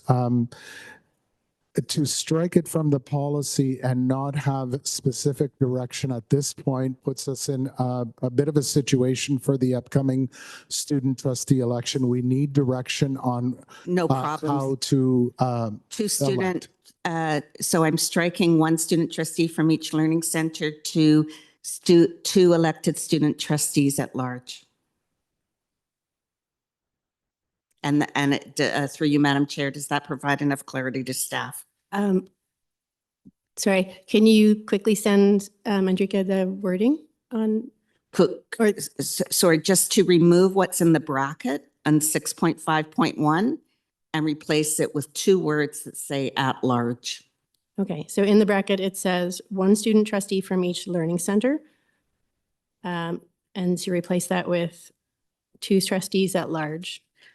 2 elected student trustees at large. 6.5. And do you have a seconder for that?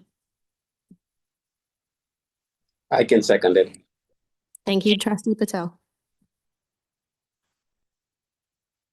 Okay. Give us 1 second.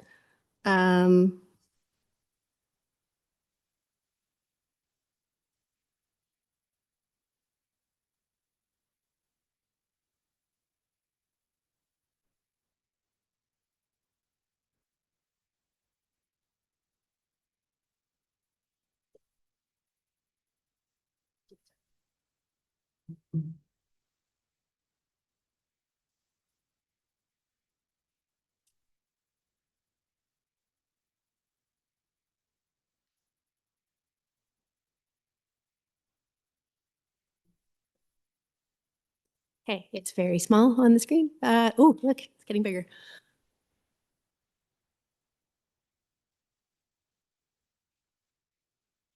Sorry, that should say replace with 2 student trustees at large.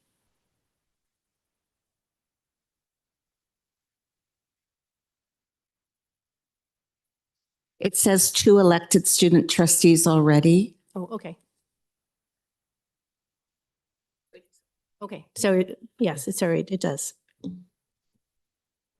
And sorry, just for clarification, at large is an election term. It means there's no geography. It's over the whole of the geography, if that wasn't understood. Okay, so this is fine.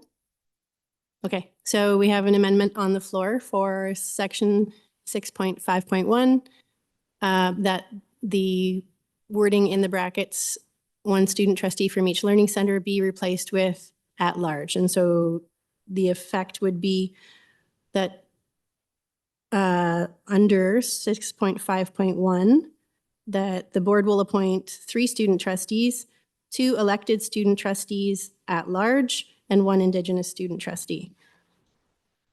Do we have any questions about this amendment?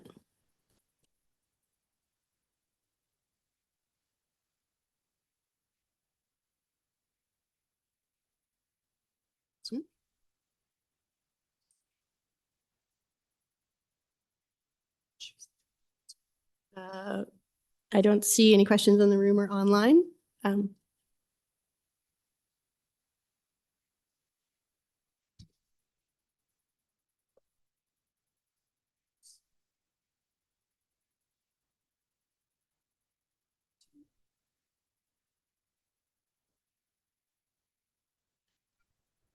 Sorry, I have a question.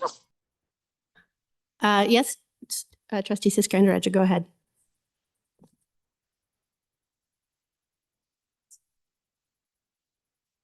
Sorry, I just wanted to get some clarification from staff. Was there intention to have the geographical representation, not so much to have geographic representation because the division now is so large, but more so that we're trying to break up certain schools for dominating the trustee elections? Through you, Madam Chair, that was not the intention. We looked at 2 possibilities of how to elect trustees. We thought about considerations of differing school size and how that could impact on elections, but there are no specific examples of schools that have historically been over or whatever had more voters than others that we looked at. Okay, so just one more time through you, staff. Sorry, Chair. What is the intention then? Like, is it just geographic representation? I get that when we had a 4 system, but with 2 and the way it's divided, I'm just not understanding what we are trying to accomplish. Through you, Madam Chair, just a clarification to Trustee Siskandaraja. Are you asking about the revised motion or the previous? Or sorry, the revised wording or the previous? I'm trying to understand what, right now the decision in front of us is to remove the geographic representation worded. in that's the amendment in front of us. So I'm just trying to understand why that was included in the first place. Through you, Madam It's not clear to me. Through you, Madam Chair, when we were developing the draft, we considered different ways of potentially electing the 2 elected student trustees, remembering that the Indigenous student trustee is appointed. There were 2 elected student trustees. With the new configuration of 2 LCs, it was an opportunity to make that new configuration fit the 2 student trustee system. And so when we looked at the option of having the 2 top vote getters, we discussed some of the factors that we've already mentioned previously in this discussion around maybe certain historical trends that we noticed leading up to this, then certain, extreme scenarios that I've outlined, the most extreme being that 2 student trustees could be elected from the same school. We thought about geographical representation and the guarantee that both LCs would every year have a student trustee elected. And so at the end of all of that consideration, weighing the pluses and minuses, there are pluses and minuses to both, and we've discussed those as well.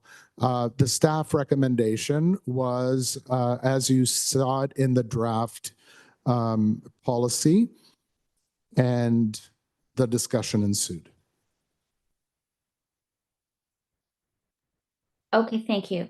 And I know we had a conversation about data and potentially getting it before the board, but there's no data to indicate that one of the 2 centers are overrepresented. And there's no data that certain schools are being overrepresented.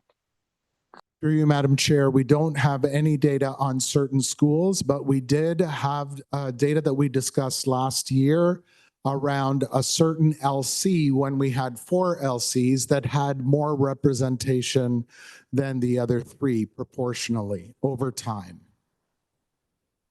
But again, that was not the only factor that was considered in terms of the recommendation that was made. So I really want to caution everyone that although that has been discussed, it was not the only factor. And I think when we came up with the recommendation for the 1 per LC, it was around giving all students across the board access to the positions that were available in what we thought was perhaps the most equitable way. Thank you, staff. I appreciate your work on this. Thank you. Do we have any other questions or comments about the amendment? Okay. Seeing none, can we open the vote, please?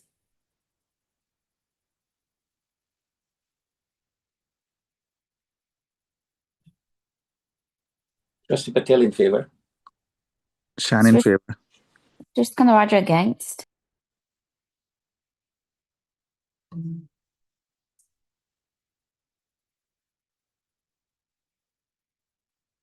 Trustee Nunziata, Trustee Pay, the vote is open.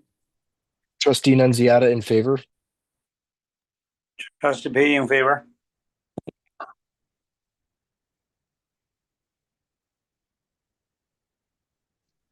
Thank you. That amendment passes. And Trustee Laskin, was that, you're still on the floor? Madam Chair, can I move the new, all the recommendations, please, with the report as amended?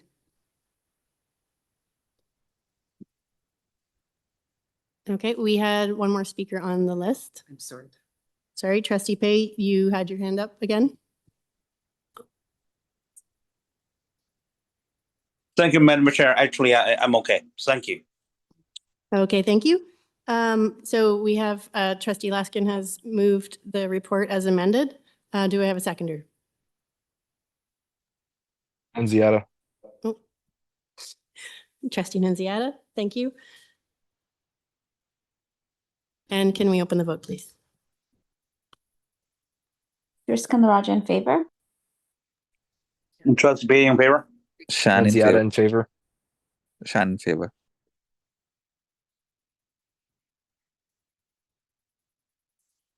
Ellie's in favor. Sorry.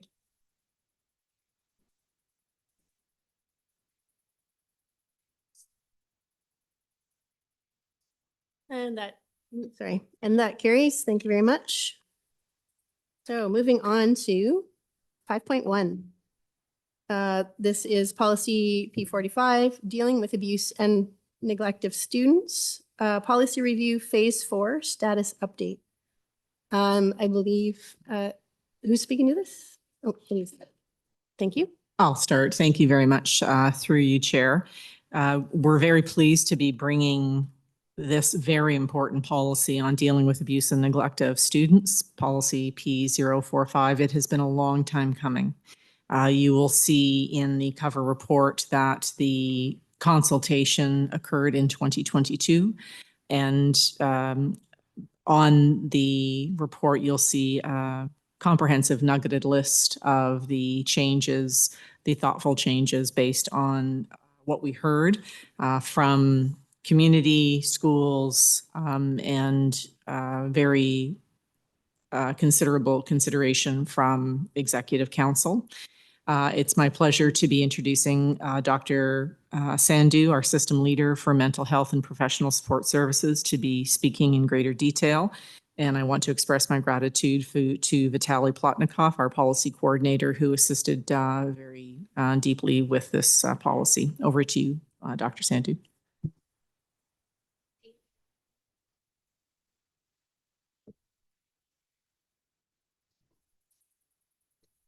Oh, hello. Okay. Thank you. Good evening and through the chair. Thank you. Thank you, Louise. Sorry, beginning of the year. Happy New Year to everyone. This report before you is the latest revised draft of the abuse and neglect of students policy, as just discussed. Just a quick overview. The original policy was adopted in October of 1999 and underwent a review and alignment with a board-approved work plan, including public consultations held in April and June of 2022. There are many revisions that have occurred through these consultations that include legislative requirements of the change in name of the Child and Youth Family Services Act back in 2017, as well as operational needs, best practices, and affirming practices from other school boards, feedback from various partners, including community groups, school councils, unions, which again led to significant changes in the draft. The key updates include centering human rights principles, embedding Jordan's and Caitlin principles, and aligning with the Truth and Reconciliation Commission's calls to action and the United Nations Declaration of the Rights of Indigenous Peoples, UNDRIP. New sections address institutional accountability, cultural responsive practices, child welfare impacts on Indigenous, Black, newcomer groups and students, and mandatory training on reporting abuse and neglect. In addition, thank you, Trustee Arts, for your thoughts and ideas and recommendations. In speaking with policy, Ron Mustafa and I had a conversation, but part of what we're asking for is another 30 days of consultations because of these changes that have happened, which are quite a lot. But in addition to that, one of the pieces we were also thinking of adding in section 6.10, which is training and awareness, is highlighting the importance of addressing biases through staff training and education while we're upholding the rights of individuals with disabilities, including mental health disabilities within the context of child welfare. The child welfare system, we find, often operates under the presumptions rooted in stereotypes and prejudice, rather than relying on objective criteria and evidence, leading to, at times, unfounded assumptions that individuals with mental health disabilities or disabilities and or addictions pose a risk to their children. And that will be part of what we also thought could be in the trainings and in the procedure, which will be updated post once this policy is received and accepted by the board, which is PR 560. Further, we can definitely define disability and ableism in the policy and add AODA as one of the legislations that the newly revised policy will be aligned with. Given the extensive revisions, the draft, we're asking for another 30-day consultation period for further input. And the feedback, again, from that 30 days will be used to inform revisions to this draft policy. Our hope is that the revised policy will be presented for consideration to the Governance and Policy Committee at the end of February 2025 and subsequently to the Board of Trustees for final approval by April 16, 2025. Thank you. Any questions? Thank you. I have on the list so far Trustee Laskin. Thank you very much, Madam Chair. Through you to staff, I really think it's a great idea because of the changes to go out again.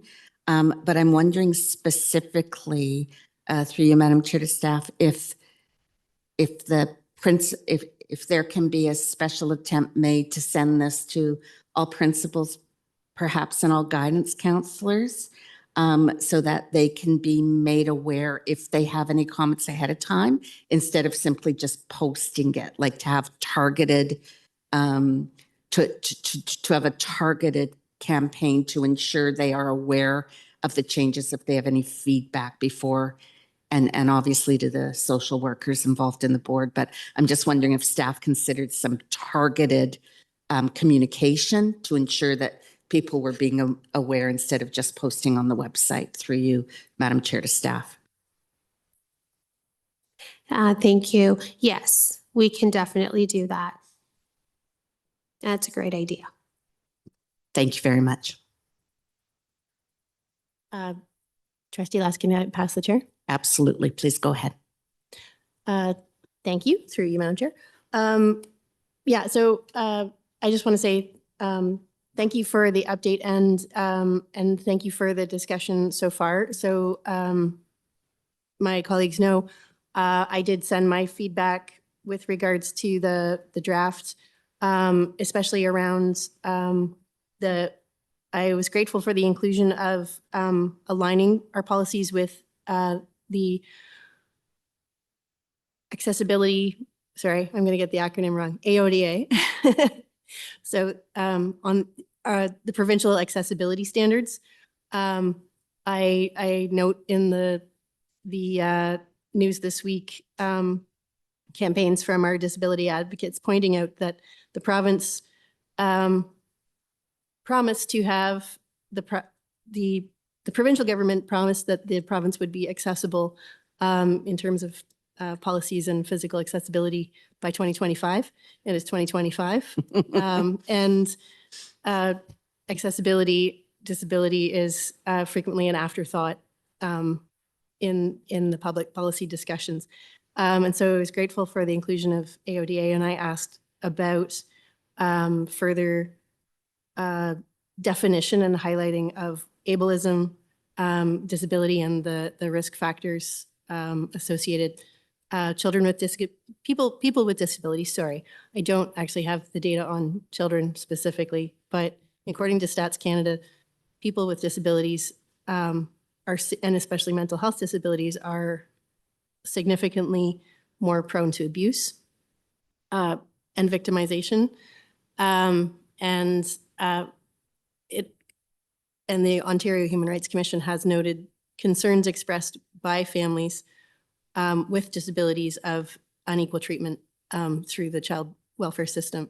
And so I think so I appreciate the consideration for those pieces to be explored with our board and to have better training on our side than what is the provincial expectation.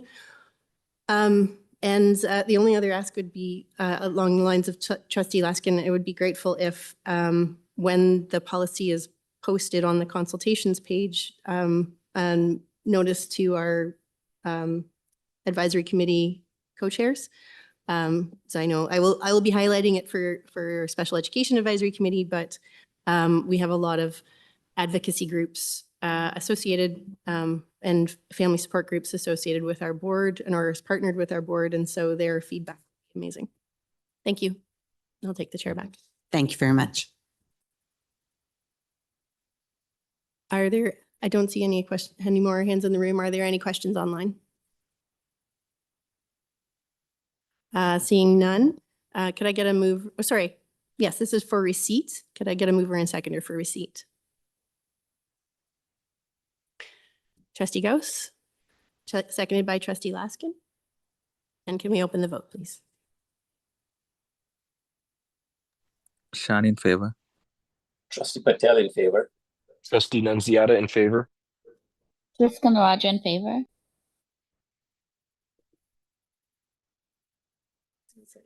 Oh. Trustee Pay, the vote is open.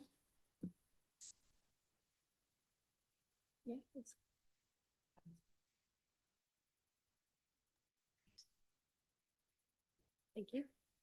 Thank you. We'll mark him absent. Okay, that carries for receipt. Before we move to 5.2, because I think there'll be a fairly involved discussion here, I would ask for a break until, sorry, what time is it now? 6:30. 6:30, sorry, till 6:45. Tired, I can't see the clock. So we'll take a break till 6:45. Thank you.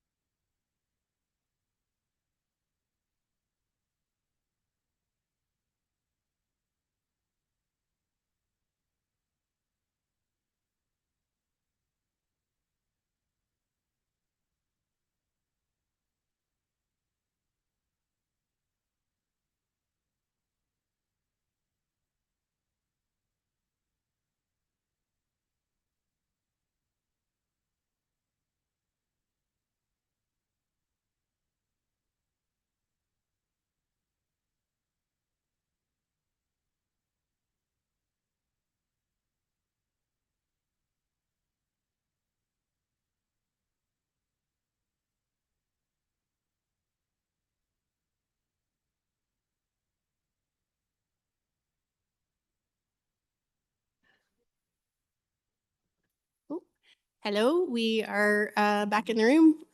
Trustees online. I'm here, Madam Chair, Trustee Patel. Thank you. Could other trustees? Trustee Nunziata present. Perfect. Tristan Raja. Shine present. Thank you. I think we're good. Okay. We are good to go. And so we were moving on to item 5.2. This is policy 067, the Learning Opportunities Learning Opportunities Index, Policy Review Phase 3, Status Update. And who is speaking to this, please? Chair, I will start and then I will turn it over to David Cameron. So we brought this forward. This policy is going through the policy review process and it's about to enter phase 3, which is public consultation. And prior to the consultation, we did bring this forward in March of last year, just to give trustees an update as to what would be consulted on. There were a couple of issues which the trustees wanted more information regarding before it went out for consultation. And so we are back today to bring more information. And then it's important that we move this forward in order to get this out for consultation so that we can wrap up the policy review by the end of this fiscal year. So I will turn it now over to David Cameron. Thank you.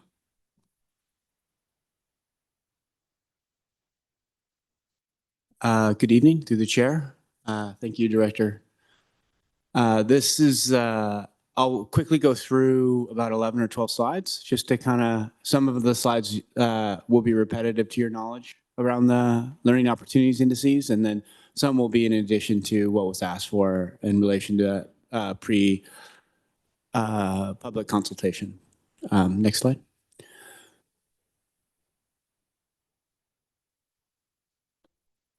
Okay, the LOI, the Learning Opportunity Indices, is a tool that ranks each school based on measures of external challenges in relation to socio and economic factors. The school with the greatest level of challenge or stress, environmental stress, will be ranked 1, and that will proceed down what's called ranking. So it's relative to each school is ranked on a relative scale. But having said that, it's important to note, and certainly Omar referenced it as well, that all schools have external challenges. All students face different kinds of external challenges. So the ranking itself, it can be crude, and the measurement is fairly broad to make it reliable and comparable and valid. It measures relative need and compares all schools. The important part of that is it compares all schools with the same set of factors. There's lots of considerations and perception of need. So one of the things that's important in terms of this particular measure and as a tool for decision making and research and analysis is that it is consistent and comparable. And so there's effort to remove subjectivity within the methodology of the LOI. Next slide. There are 2 indices. One is for elementary school, and it's ranking schools from 1 to 472, and one for secondary schools, and it ranks 1 to 106. The LOI will be constructed a little bit differently depending on elementary and secondary. In secondary schools, roughly 40% of students travel outside of catchment. So it's a little bit different construct when we think about geographic representation of where the school is, and we'll show you some heat maps of elementary schools later on that, compared to elementary schools where roughly 75, 80 to 85%, almost the vast majority of students are in their local school.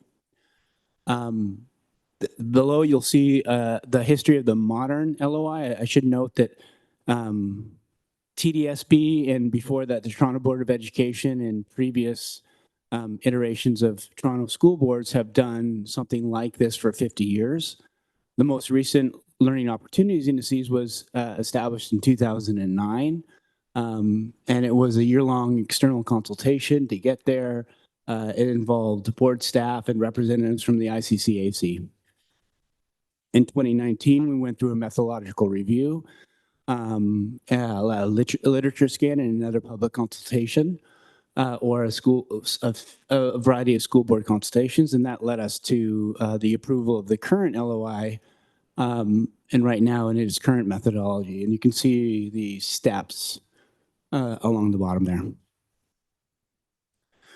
So there's 6 factors that is constructed from the learning opportunities indices. 3 of those are related to income. There's median income by postal code of everybody in a postal code. There is a city-based median income, and then a calculation of the proportion of students that are living in half of, equal to, or below half of the median income in the city. And then there is the percentage of families that are receiving social assistance or government assistance within income. All these are from tax filer data with Statistics Canada. Next slide. And then we used Environics to look at parent education in the postal code, or adult education in the postal code. One is about the proportion or percentage of adults at university with a university degree, and one is a proportion or percentage with a secondary school degree.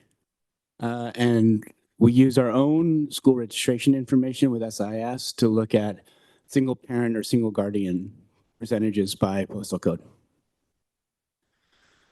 I think it's interesting to map. So we've clustered the elementary schools into 3 categories. In terms of environmental stress, the LOI rank 1 to around 138 to 160, depending on when we calculate it, is the orange or red heat map. LOI 138 to around 272 is the yellow, and 272 to 472 roughly is the green. And it's just a way to show socioeconomic changes or shifts across the city. So you can see in the top quadrant, you got is 2014, and the bottom right is 2023. And you can see some changes in relation to the city and gentrification or movement of income and the different environmental factors. If you look at the northwest corner through time, or the northeast corner through time, and certainly the bottom central area of that map, you can see that there are shifts in relation to income and environmental factors in the city, and it's continually fluid and mobile, but you can really see some shifts there in terms of gentrification, and you can see a distinction in a reduction of the yellow parts of the heat map. So that means that middle income is being reduced across our city.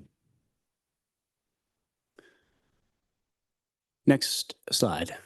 So the LOI, with the factors that we shared, we correlate with student achievement or education outcome, but we use a standardized assessment on that. So we use EQAO, Education Quality Accountability Office's assessments, which there are 8, grades 3, 6, and 9. Grades 3 and 6 are reading, writing, and math, and grade 9 is mathematics, and then the OSSLT.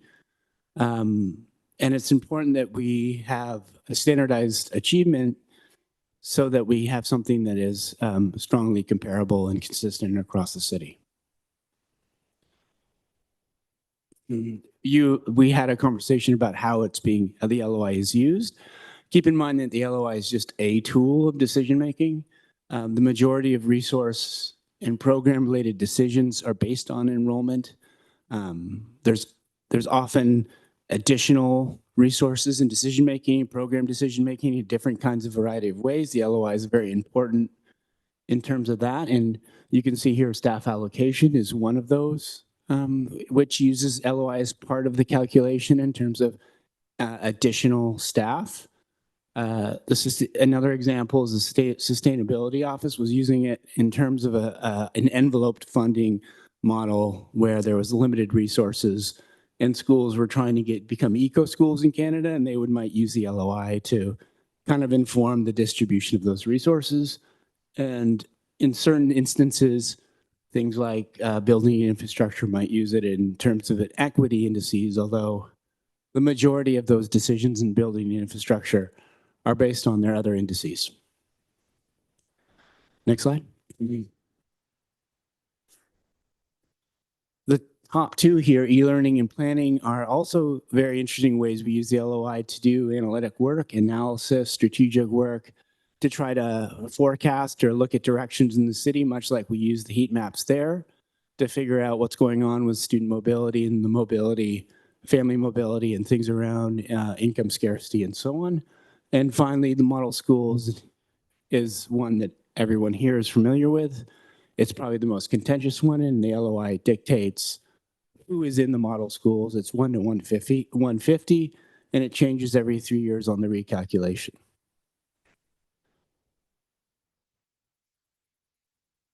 Finally, examples that aren't considered, there's many times that staff consider resource decisions and allocations of resources and strategic planning and things that do not use the LOI.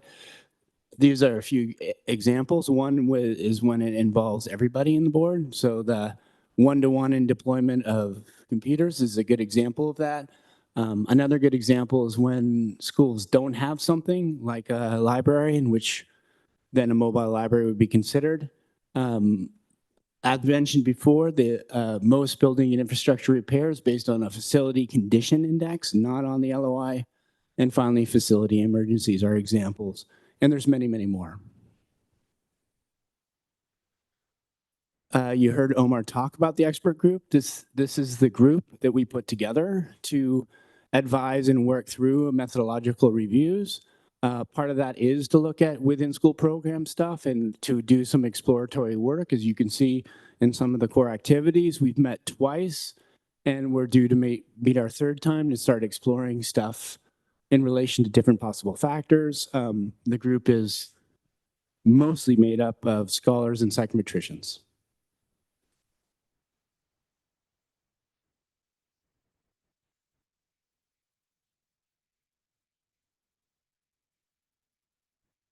That's it for me, so go to it. Thank you very much, Dr. Cameron. We have opportunity for questions now. First on the list, I have Trustee Laskin. Thank you very much, Madam Chair, and this is really critical work. Back to first principles about equitable outcomes for students, and I completely support that. What I struggle with is when the model schools program first started, 6 schools were given $1 million.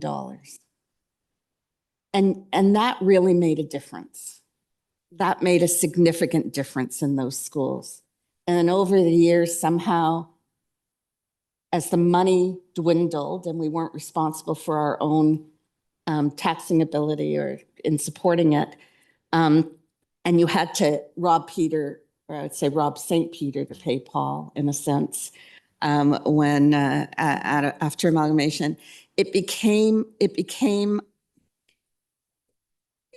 what I guess what I fundamentally struggle with is the little bits of money in terms of equitable outcomes versus the significance of an extra teacher, differentiated budgets, more money for technology, et cetera, like fundamental things that can be proven make a significant difference. So I'm wondering, in the discussions with the group, I guess my question is, can there be discussions of thresholds?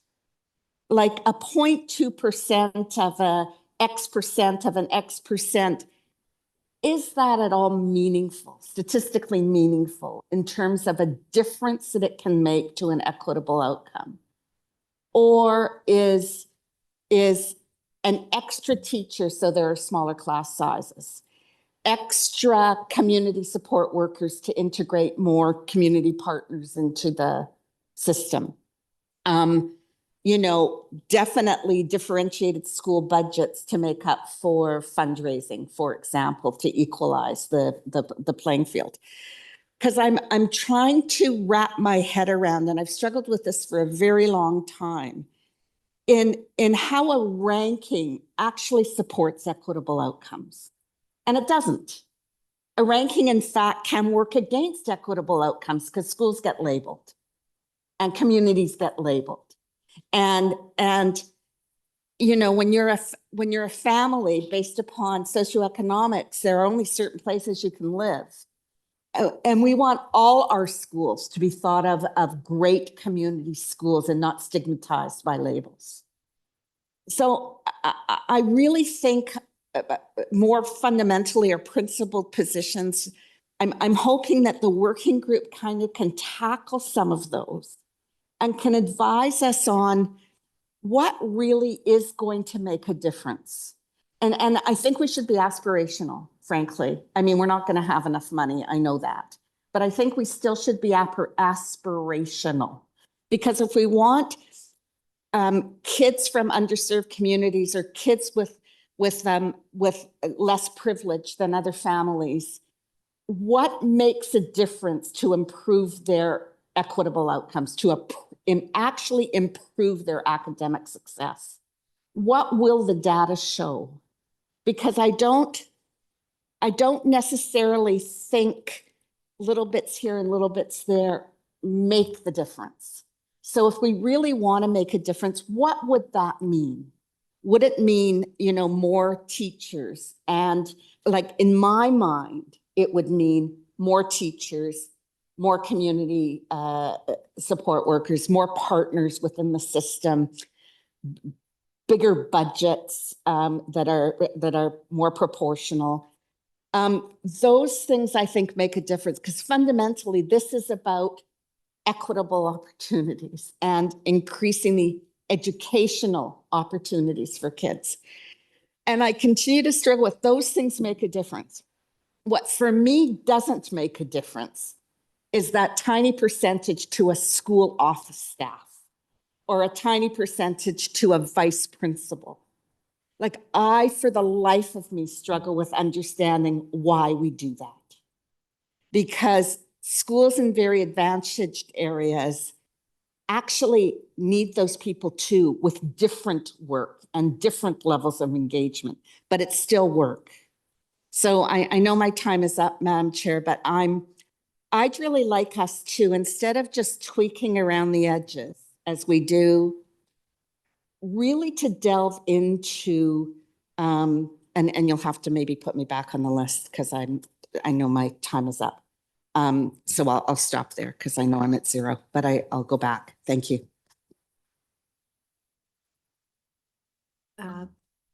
Thank you. Would you like to respond? Do you mind if I jump in? Thank you, Trustee Laskin. That's well thought out. It's complicated, as you all know, right? There isn't really a statistical difference between LOI 82, 81, 80, 79, 75. In fact, depending on how you push it through statistically, the cut changes between 137 to 160, depending on the year, in terms of a statistically different level of environmental challenges in the system. But even then, the problem with the LOI is the notion of deficit, even the heat map, orange being something of an alert and green being something of a relief to many conceptions. I've read studies in Detroit, which has a relatively homogeneous city. It's 90% racialized and it's pretty much homogeneously under income scarcity. And they looked at charter school effects versus public school effects because the Michigan state tests showed that the charter schools were doing better in the same population of students as the public schools. So the question was, how's this happening and what pedagogic effect is it that's creating this better learning outcome given the homogeneity of this particular city? And the study found that it wasn't actually anything to do with pedagogy. It had to do with the students that had, because charter schools are geographically free and they're based on choice, the people who could actually navigate the city also had aunts and uncles and a variety of social networks that were much more profound but didn't show up in LOI indices, right? So this is a complicated area of work. And I think part of the work is to figure out exactly that, what makes a difference and what is leveraged in that. And there's small decisions that the LOI is people are using for the LOI, and there's very large decisions, and that's part of the puzzle.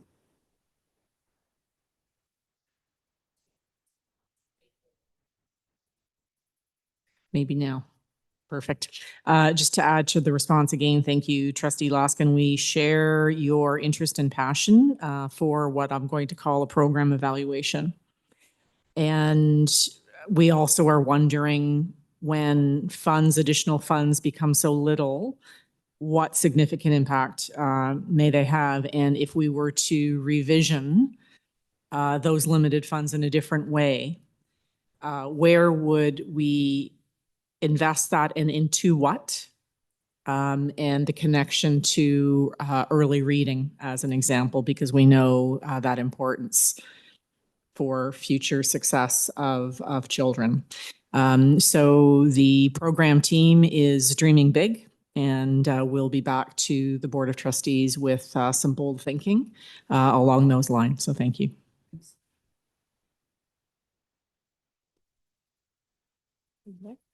Thank you. Can I pass the chair? You sure can. Please go ahead. Thank you.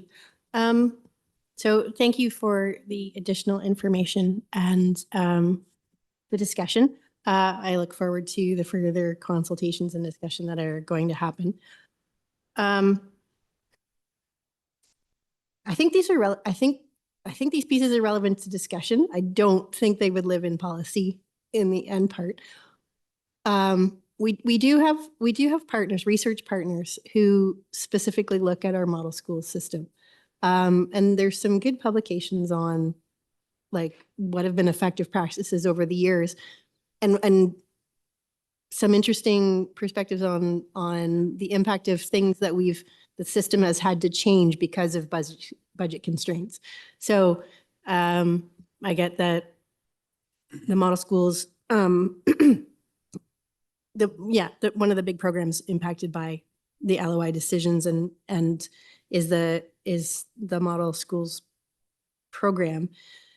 And as Trustee Laskin pointed out, it started out very small. We could give specific schools lots of money, but at some point in the middle there, it evolved into a more system structure. And some of the really beneficial pieces that came from there were not just the community support workers.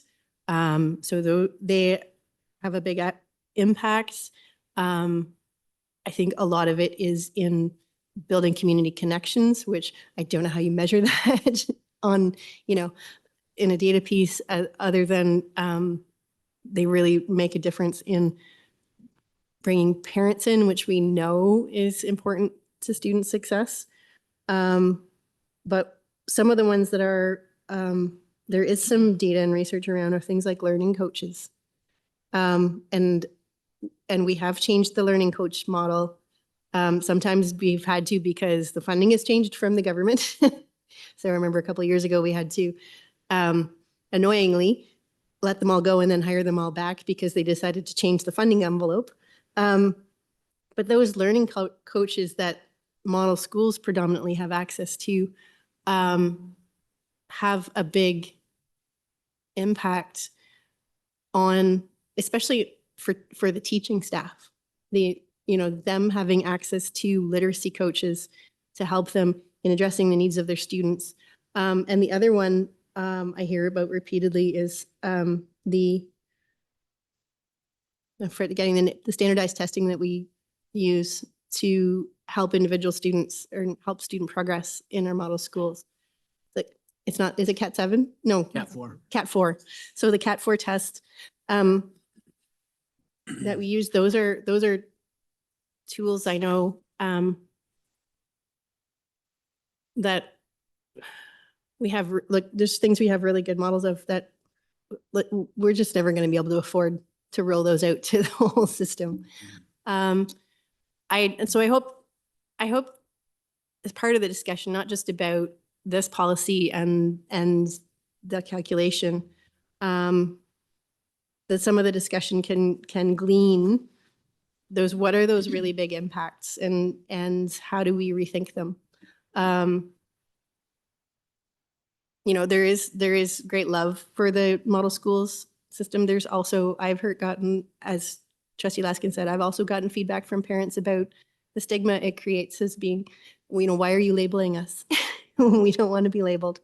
Because we can't have an LOI and a calculation and keep them private. Like, we make these calculations, we have to post them publicly. These are things that have to be public information, but people outside the system make their own judgments. And so those kinds of numbers and labels do come with negative judgments incorrectly about the school. The model schools in my district are amazing. They run fantastic programming. They have that little bit of extra support, especially that extra half teaching position, extra half VP, just gives them that little bit of extra time in the day to meet those extraordinary needs. So I'm hoping that as this discussion's ongoing, the consultation, that I'm really hoping we can glean some things for the board, as you said, about like what are the best practices that have come out of using LLI, and how do we rethink them going forward for our system? You might want to put yourself back on the list, No, Madam Chair. I'll pass it back to you. The chair back. Okay, thank you. Next on the list, we have Trustee Dawson. Thank you. Happy New Year, everyone. Through the chair, this was a very interesting report to read, and I'm very invested in this work, as is the ICCAC.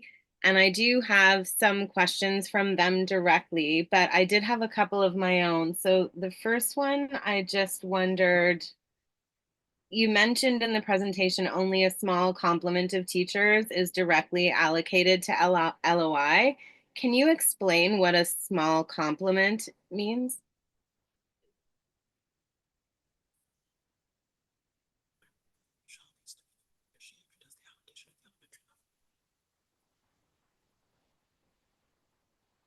So thank you, and through the chair, I would ask Michelle Lawrence to respond to that with respect to the LOI at the elementary level. Ms. Lawrence? Good evening, and through the chair, Happy New Year, everyone. I'm looking very quickly to see if I can access the FBAC report that went to board earlier this year, but it actually notes the number of staff. So going to my memory of the 10,000 elementary teacher allocation, about 10,900, it was approximately 100 allocated for model schools. And I can verify that number for you, Trustee Dawson, shortly. Thanks. I think that would be helpful. And then even any other sort of related positions, like I know we have CSWs allocated to that, but I think what the committee is explicitly looking for is just what is the breakdown of staff allocated by LOI, you know, simply. So what does that look like? The other point, which Trustee Arts kind of alluded to, is just, will we release our variable data for all of the years? Like, we have it broken down for 2023 in this report, but does the variable data exist everywhere? The data that was used to calculate the LOI?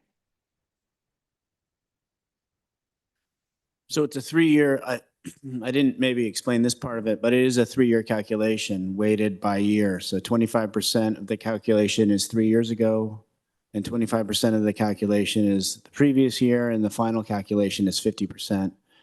We do have historical data that we can show in a variety of ways at a variety of levels in relation to whether we're looking at system level data like the mapping we showed earlier in the slides, Trustee Dawson, or whether we'd look at it school by school. I know that the technical report has mapped out the proportions of these variables at the school level, but it's only for the last calculation, but we certainly have the capacity to show trend information across that as Umar was asking.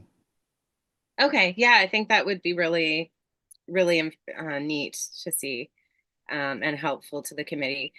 Okay, I'm going to read some of their questions, but first I did just want to thank the staff for, thoroughly considering the recommendations that were brought in March from GPC and responding to some of those requests. I think, I just want to preface these questions by saying that it might be helpful to, in your responses, elaborate on, why these things weren't addressed and maybe how they will come up later. Because I think maybe some of the questions are a bit preemptive to the stage that we're at, but I do still think that asking them, directly and publicly would be helpful. So the first question is, what is the list? So to provide a list of all staff allocations made by the Board of Trustees that use the LOI as part of their operational allocations following board approvals of levels and any formulas used. So that wasn't provided in one of the first things that GPC asked for. I know that this sort of goes to my first question, as you say that some teachers are allocated, but I think it would be helpful to understand the formula behind all of that is, I think, what the committee is asking. So I don't know if you have anything to add with that one. Thank you. And through the chair, let me begin the response. And I appreciate the suggested approach, Trustee Dawson. So this question is an echo from the March 20th, 2024 discussion at GPC. I would just first clarify that staff allocation is not made by the Board of Trustees. That is generally done operationally. So just a point of clarification, but we understood the intent of the question. And we noted in the policy 6.17 actually asked for an inventory of how the Learning Opportunities Index was used will be conducted after the year of recalculation.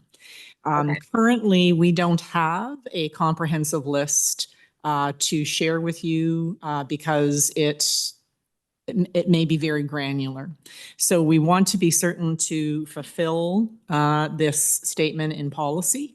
So this would be something, Trustee Dawson, that we commit to reporting back to the Board of Trustees on.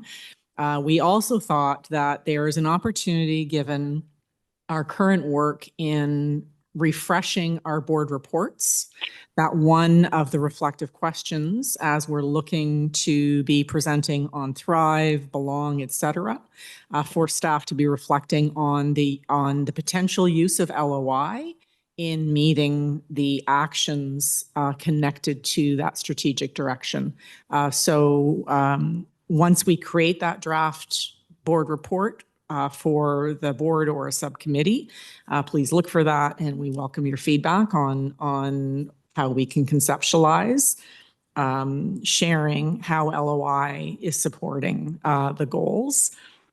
We absolutely recognize that this is a really important approach that the TDSB engages in, that you and the public are very interested in understanding its positive impact. So much more to come in the future. I hope that helps. Thank you.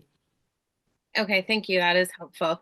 Okay, the second question is a summary of, and again, this is just, a list of the different items requested and the committee's impression of where they are at to date.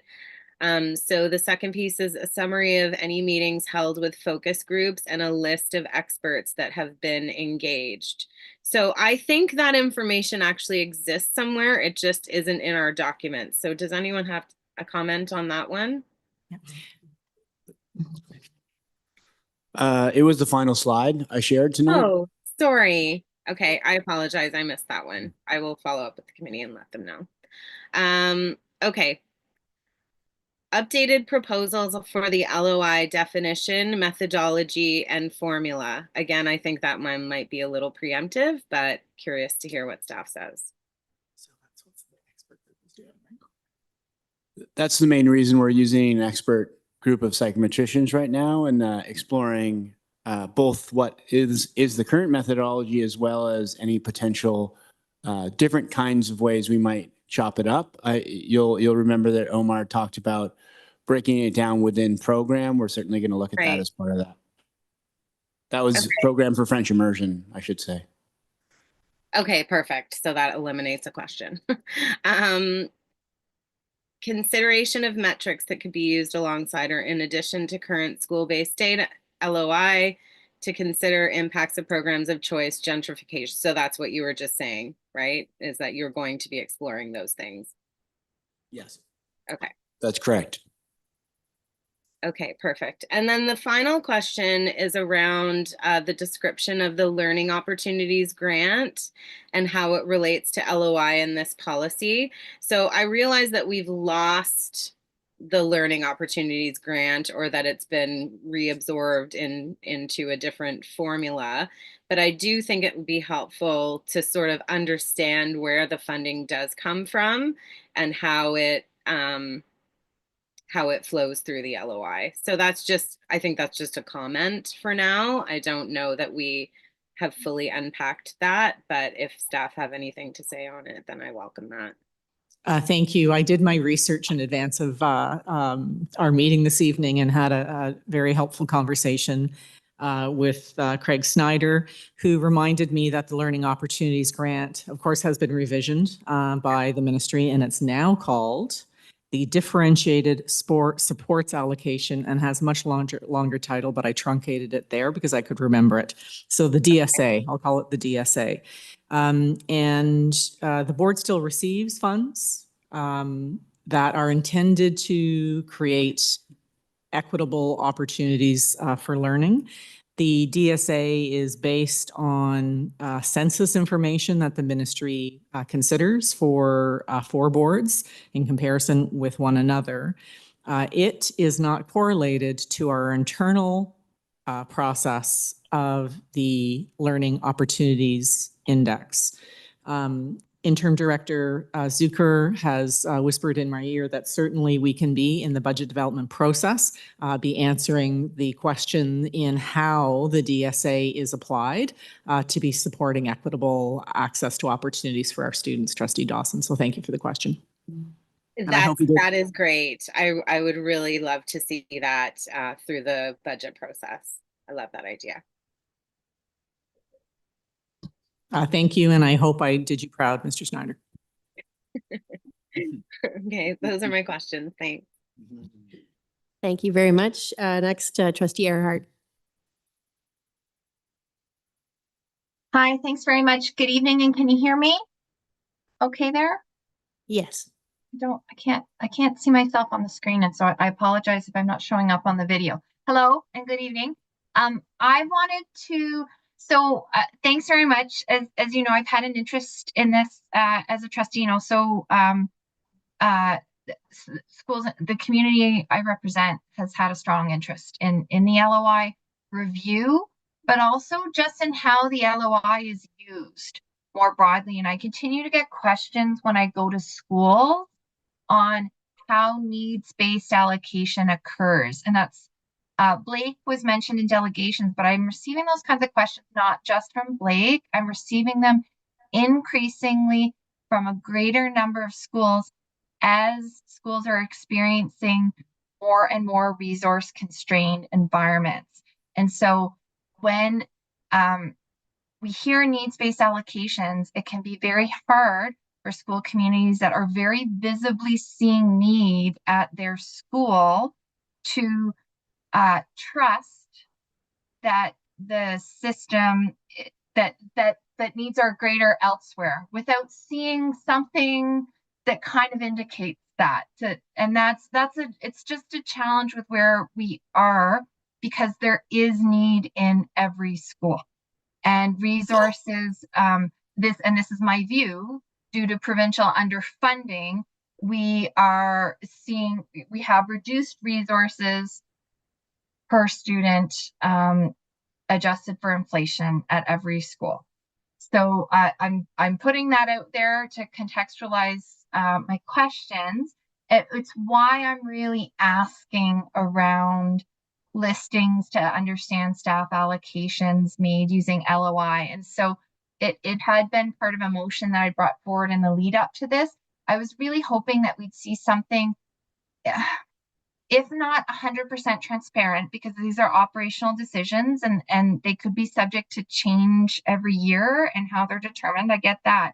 But just something to really help lend some transparency and build trust around how it's being used. And I found that the slide 9 presentation didn't quite get there, because I know for myself in public board reporting that we've already received public reporting on formulas for VP elementary allocations, for example. So I'm wondering if more can be flushed out there to support consultations that could be provided to support, as I really do anticipate there will be questions on that, and that they'll persist, and that it will be challenging for people to move to the broader policy questions without having an understanding of how LOI is being used.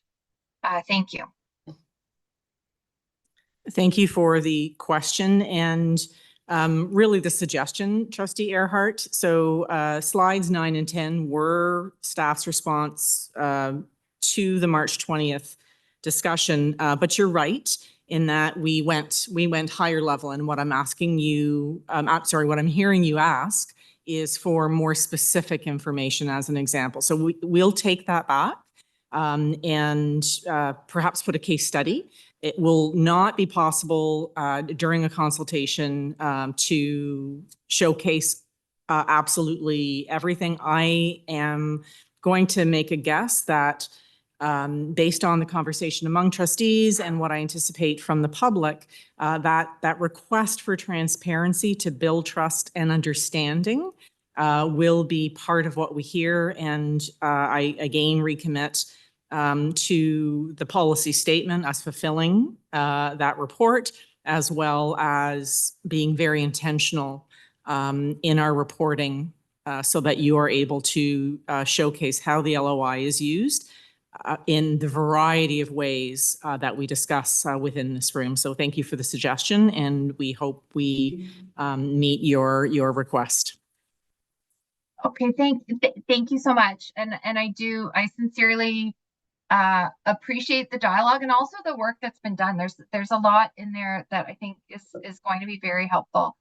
And then the only other one I wanted to ask a little bit more about, but I know it's been coming a little bit in this board discussion as well, was just if around the consideration of, it was very specific wording in the discussions that went on that we have had as a board and a committee in the past on this. And it was the point on consideration of metrics that could be used alongside or in addition to current school-based LOI to consider impacts of programs of choice, gentrification, and the deepening and concentration of poverty, and other matters that may relate to equity and educational outcomes within schools. And so I have heard that one of the elements there was around the French language programs and LOI. So I'm hearing that look will be produced, which I think particularly in the community I represent, I know it's been requested, and I believe that would be very helpful. I'm wondering if there's anything else anticipating questions on this, particularly related to gentrification. What could be done? And if I just quickly, like one example that in the community I represent is a school that received an influx of new students. And this happens in other wards as well, but received an influx of new students from further away geographically, and an influx of new students of JK and SK age, right? And I can't comment on the income levels of of the families or the students coming in. I don't have any data to make that kind of commentary, but it was an influx that was greater than anticipated and would create operational challenges. And so that's an example of something that occurs in our system where there is a need for resource allocations to support student outcomes that where maybe LOI is being considered and how we're prioritizing, maybe not, where I could see that we may have metrics going on or consideration. So I'm just wondering if we've got anything at the ready to flush this out at this time. And thanks so much. Through the chair, and I'll invite Dr. Cameron to contribute further if I don't summarize well enough. Trustee Earhart, that will be the really important work and reflection of the expert panel that Dr. Cameron has initiated, and they have met already. For members of the public who are listening and members of ICCAC, for questions that are specific wonderings about gentrification, what you noted, the influx of JK, SK, if there are specific questions about those trends for the expert panel to consider, look to research to inform perhaps a new data set that we would be incorporating in our definition of the LOI. Certainly that would be most welcome. And you know, what I again are really is leaving me as a strong impression.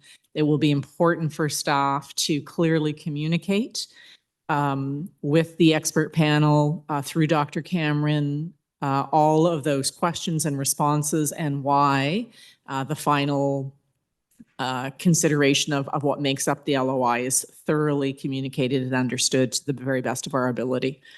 So thank you for the question. Dr. Cameron? Thank you. Yeah, just to follow Associate Director Shrisco on this one. Thanks, Trustee Earhart. That's one of the reasons we recalculate we look at the methodology every 5 years.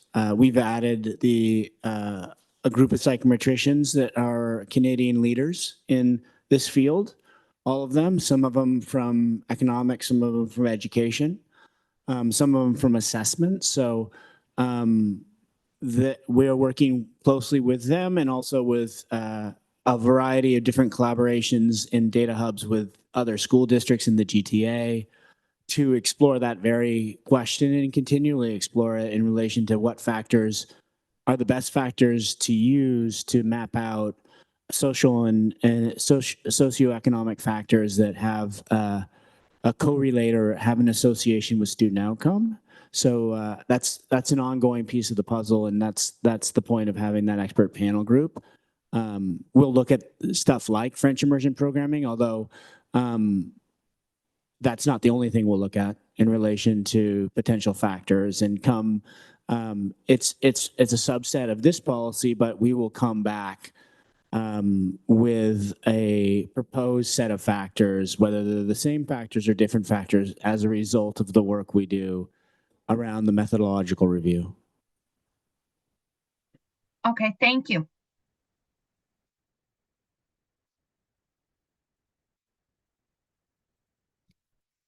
Okay, thank you. Next, we have Trustee McLean. Thank you, and through the chair.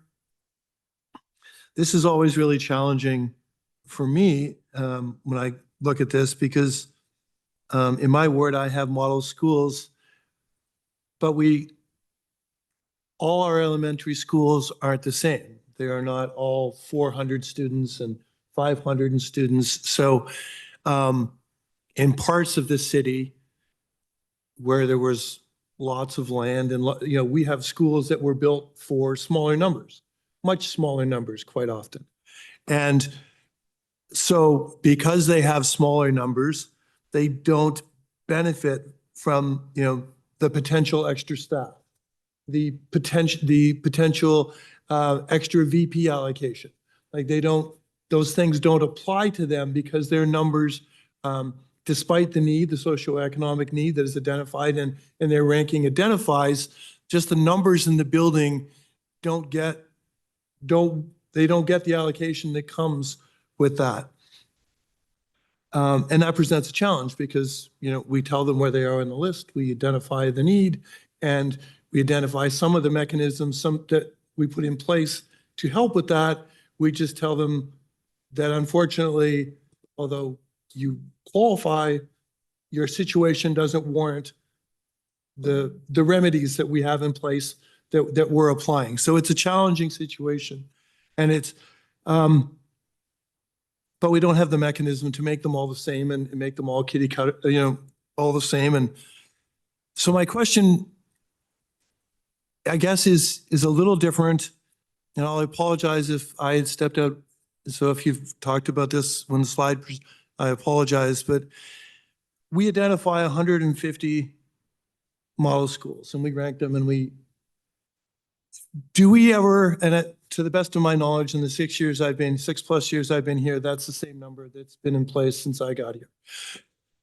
Do we spend any time trying to figure out, because we don't have an unlimited amount of money and we're always making choices about how many resources we have, best application of those resources, and how do we do the most good with what we have?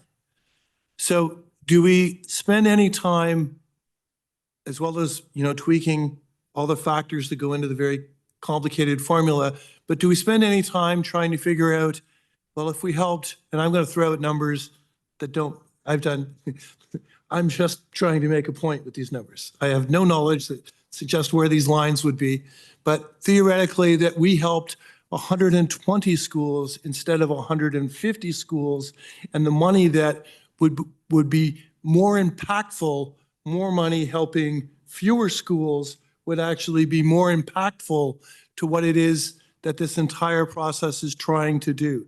Do we spend time trying to analyze our bang for our buck as we're doing this?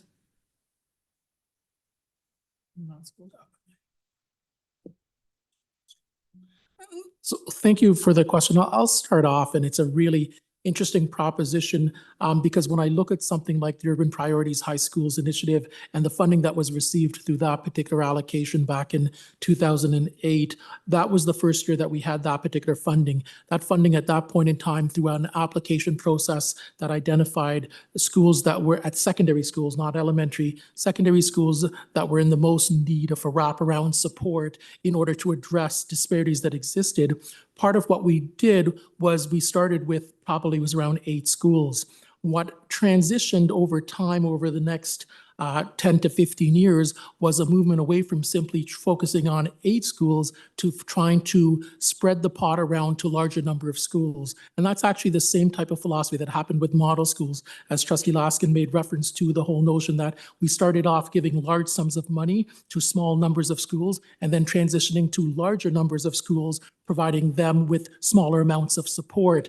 We as a board haven't actually done that particular research, I don't believe, around identifying what's the true sweet spots, partly because of the fact that at times the changes that have been required have been effectively initiated by external groups, whether or not that's the ministry funding or other types of situations that have happened over time, changes in legislation, changes in application. And so we haven't done that particular research, but the question still sits, and I think that's part of the conversation that the expert panel would be engaging in. Is there actually a sweet spot? But I actually think part of that is going to be, the answer is, it depends, because it actually depends on the time, it depends on the communities, and what we've also seen over time is that we can't differentiate between the need of of a school community that is 120 and 125. It's so subtle, but we can differentiate between the need of a school that is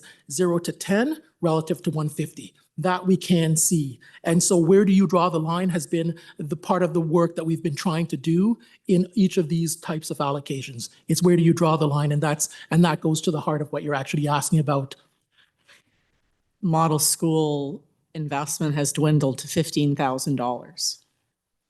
So the question that you are posing is a really important one. We wish that we had a magic wand, as we know you do as well, that sum was much, much larger.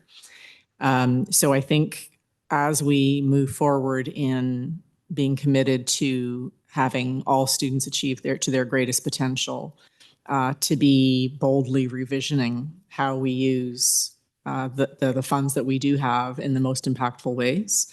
If there are recommended changes that staff wish to engage in, that would be a very significant conversation in regards to model schools. As Trustee Arts pointed out, even that small amount for that school may be very, very meaningful for a variety of reasons.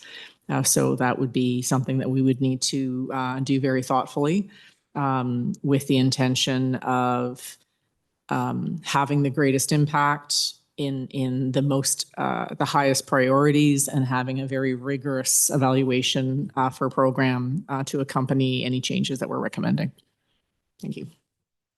Just quickly to add to those two comments, one of the so model schools is under the remit of Karen Murray and as superintendent of equity, and one of the things that she's working in partnership with us on is a network of schools in model schools that are working from innovation, which is one of the 5 essential practices in the model schools around cultural, relevant, and responsive pedagogic work that was connected directly to the Black Student Success and Excellence Initiative, the 17 network schools pre-Center of Excellence.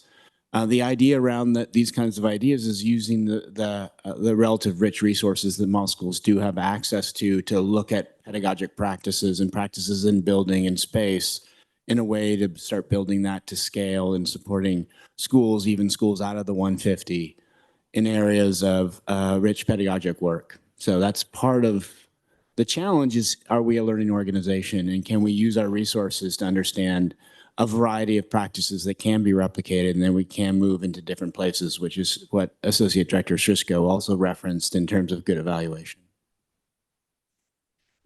Thank you. Thank you all for thoughtful responses, and again, through the chair. We have, as we're reminded, we have very few equals in our, in Canada, we're the largest, and we have challenges that comparatives become very hard to find. And there are very, Dr. Cameron, you've shared with us through many conversations that,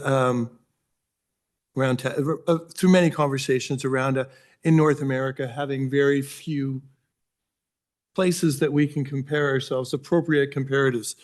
That being said, and given your extensive knowledge and research into such comparative situations and boards and situations, who I imagine are also trying to do this work and the need to do this work, and is your committee, as it's formed, looking at or exploring things that are, there's always many ways to skin a cat kind of thing. There's lots of people that are well-intentioned that are trying to solve the problem potentially a different way. So I guess I'm trying to get to, are there knowledges of other jurisdictions that would count as, appropriately comparable, that are trying to do this good work in a different way that we might be able to learn from, and learn that they're halfway down a path, that they're getting surprising results, either good or bad. They tried this and it didn't do what they hoped it did, or they tried this and it was twice as successful as they thought it might be. Like, are there places that are we able to learn from people trying to do the same good work we're trying to do? You want to handle that one? The MTSS stuff? Go ahead. Yeah. Yeah, it's a good question, Trustee McLean.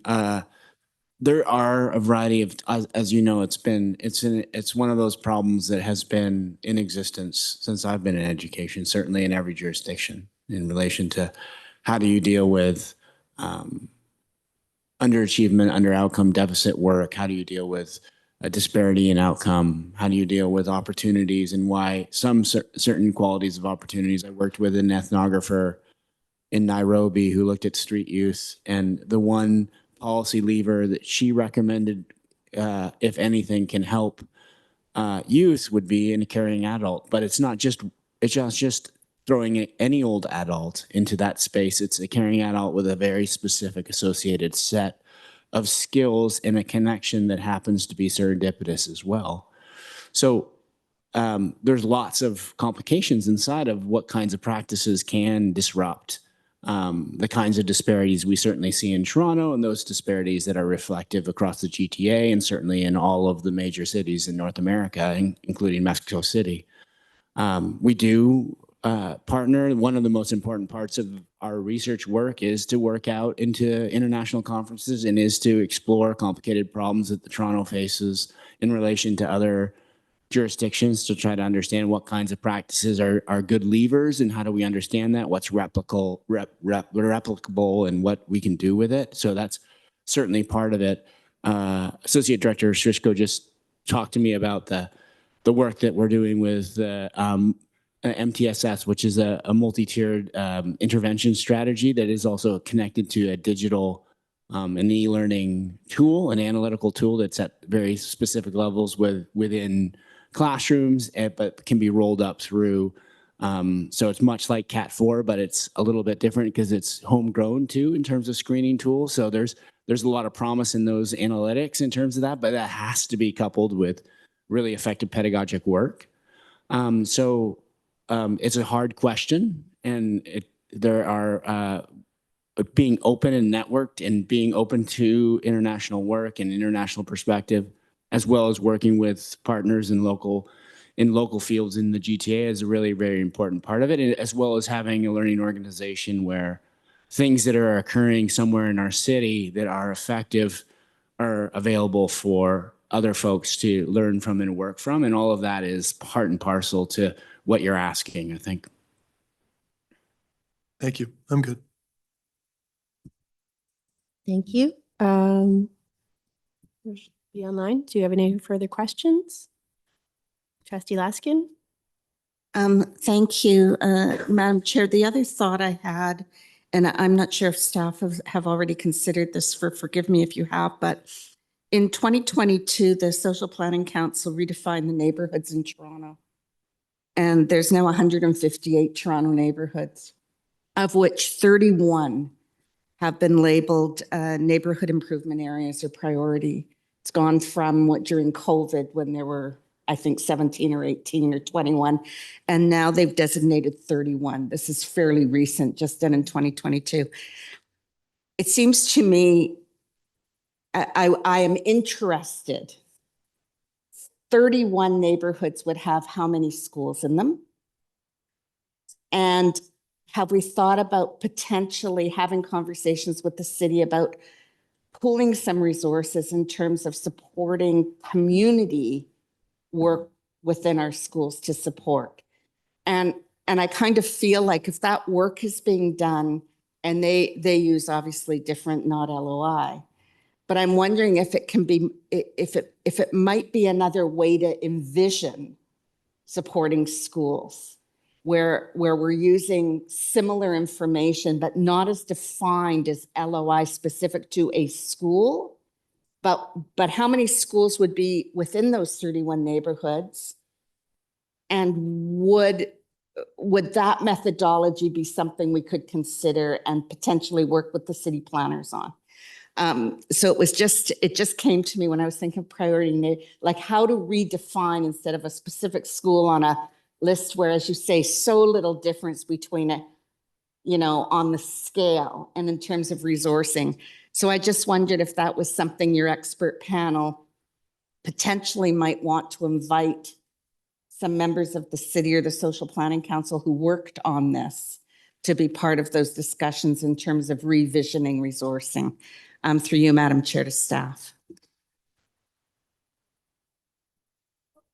Thank you. And through the chair, I think that part of what is actually happening, not specific to the social council, but to SafeTO and the partnership that we have with SafeTO right now, working with Toronto Public Health and other agencies and organizations, is exactly that type of setup and that type of support for specific geographical areas of the City of Toronto. So we currently are in partnership with them in order to do exactly that, using data sets that are predominantly provided by the city in order to identify. But I think when it comes to the actual group that Dr. Cameron is speaking about, that would be something that Dr. Cameron would want to take back to that particular group. So thank you for that suggestion.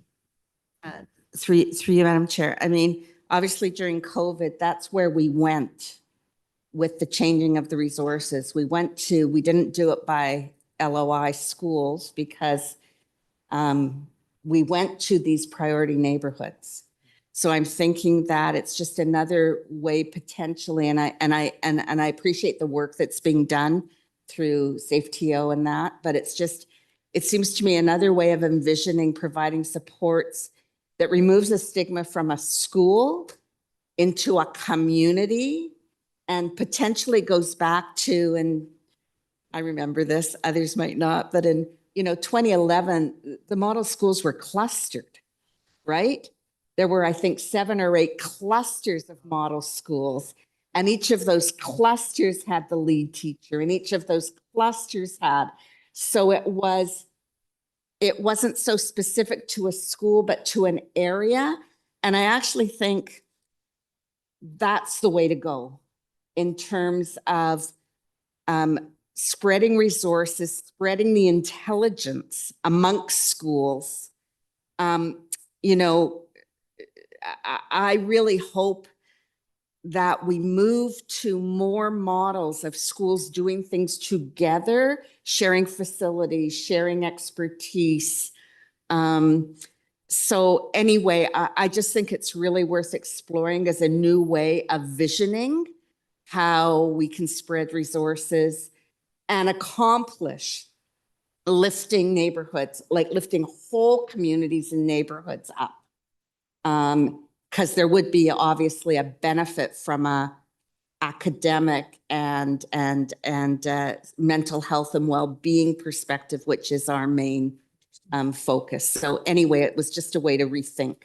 Thank you very much, Madam Chair, to staff. Thank you.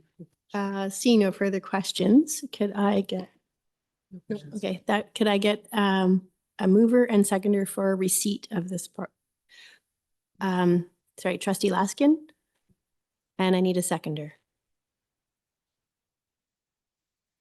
Will have to be somebody online because there's nobody else in the room. I can second it. Thank you, Trustee Shen.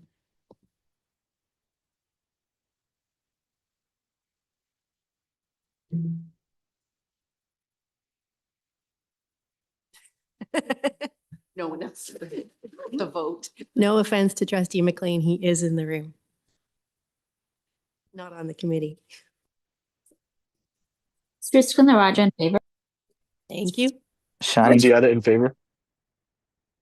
Hey, Trustee Ghost in favor. Trustee Patel.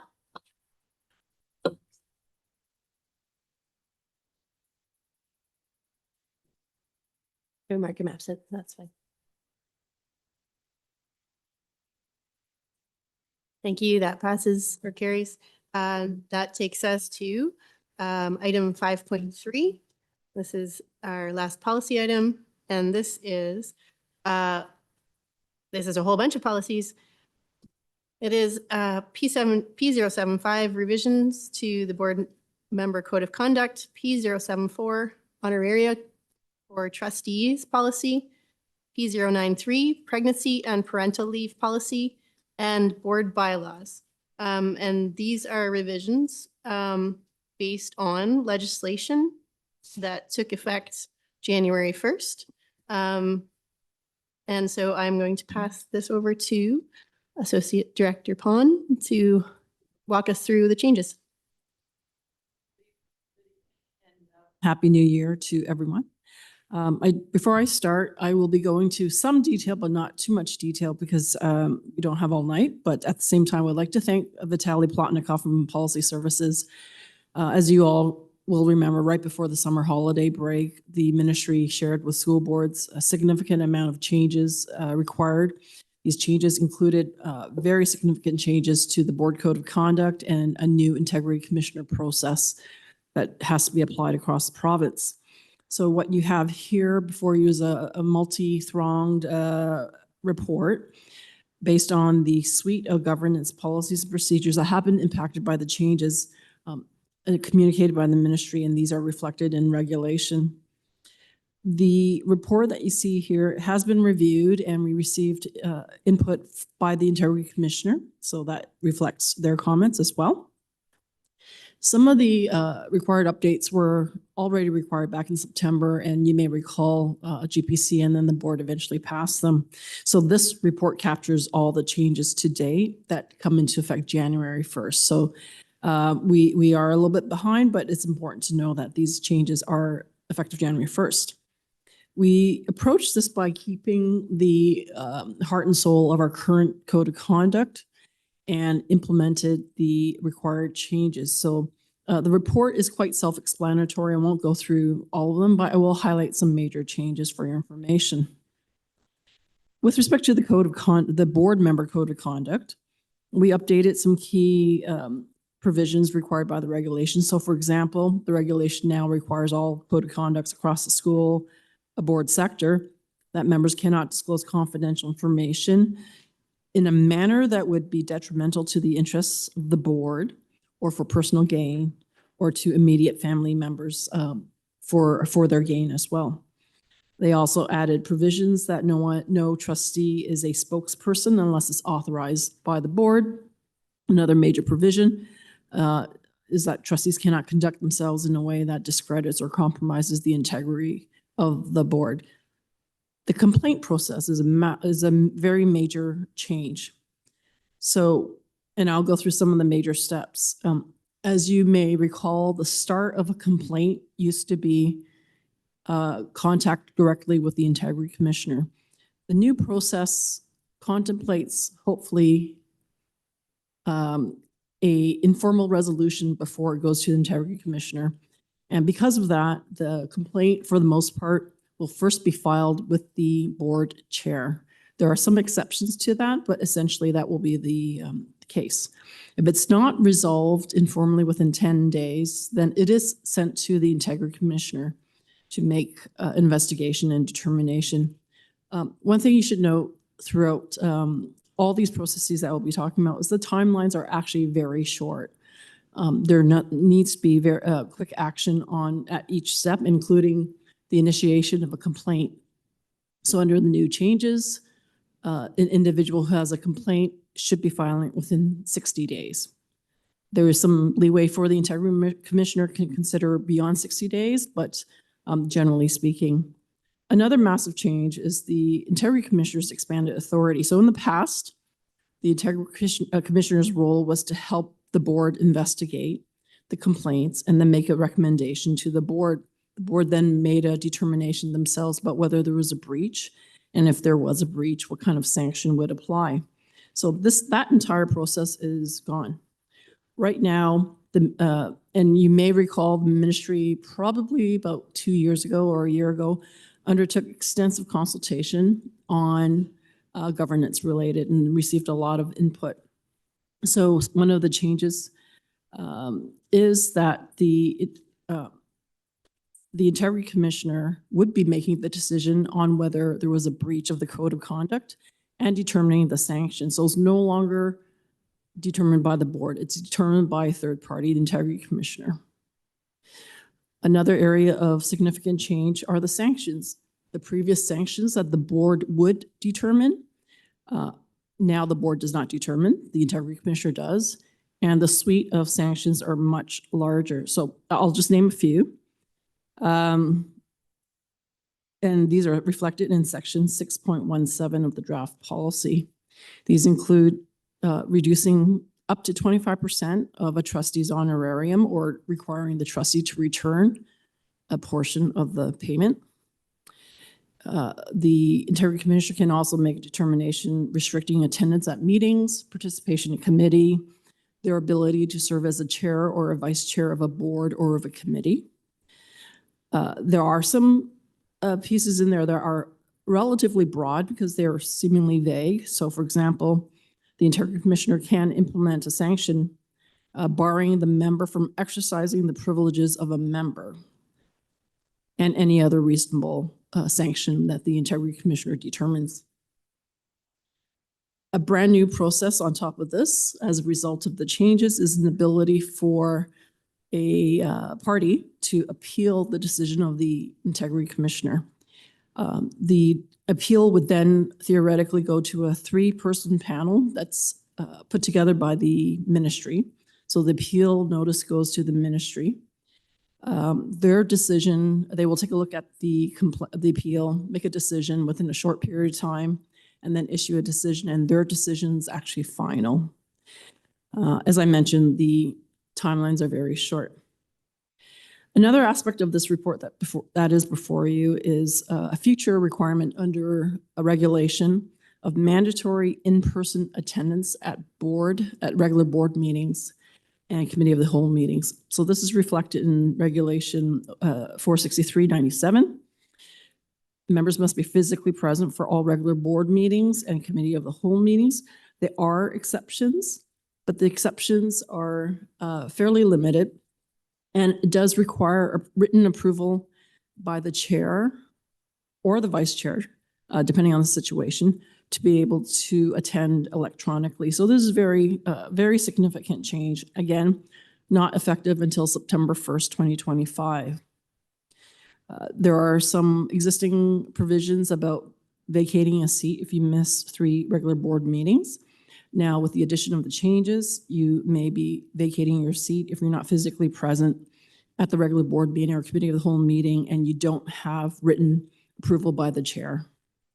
Section 7 of that same regulation lists a broader category of reasons why you may be exempted from attending in person physically. And these include if your residence is more than 125 kilometers from the meeting location, weather conditions that impede your safety, your health, your disability that prevents you from attending in person, and some family responsibilities, and family is fairly narrow. So those are the changes that we've made to the bylaws. There's some other housekeeping changes as well.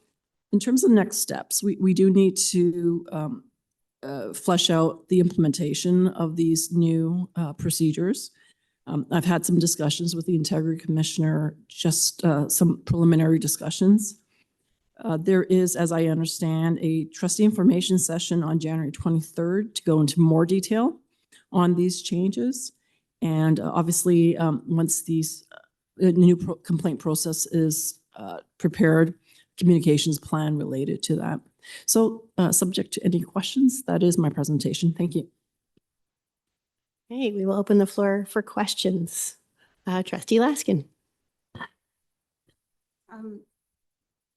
Thank you very much, Madam Chair. First of all, I really appreciate the work of staff. No question, this is a tremendous amount of work, but I'm just puzzled by some of the Integrity Commissioner section, because I was under the impression that Section 218.3 of the Education Act was changed, that only a member of the board may bring a complaint of a breach of the code to the attention of the board. It does not provide that members of the public may bring forward a code breach.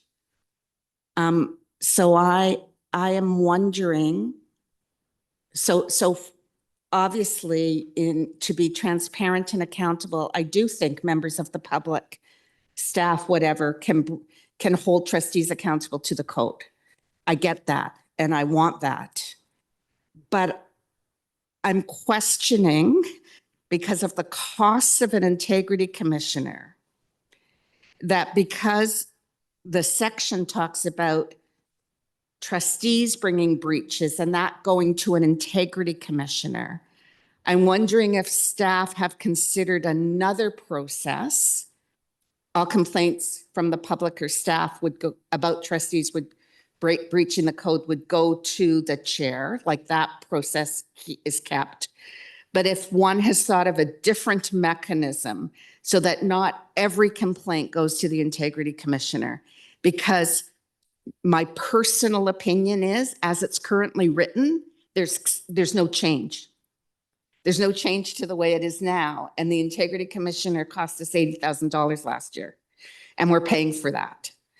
So I personally think there should be a change, because the intent, at least the intent as I read it through the legislation, and certainly from what OPS was provided to all trustees, is that it was changed so that only trustee against trustee complaints go to the integrity commissioner.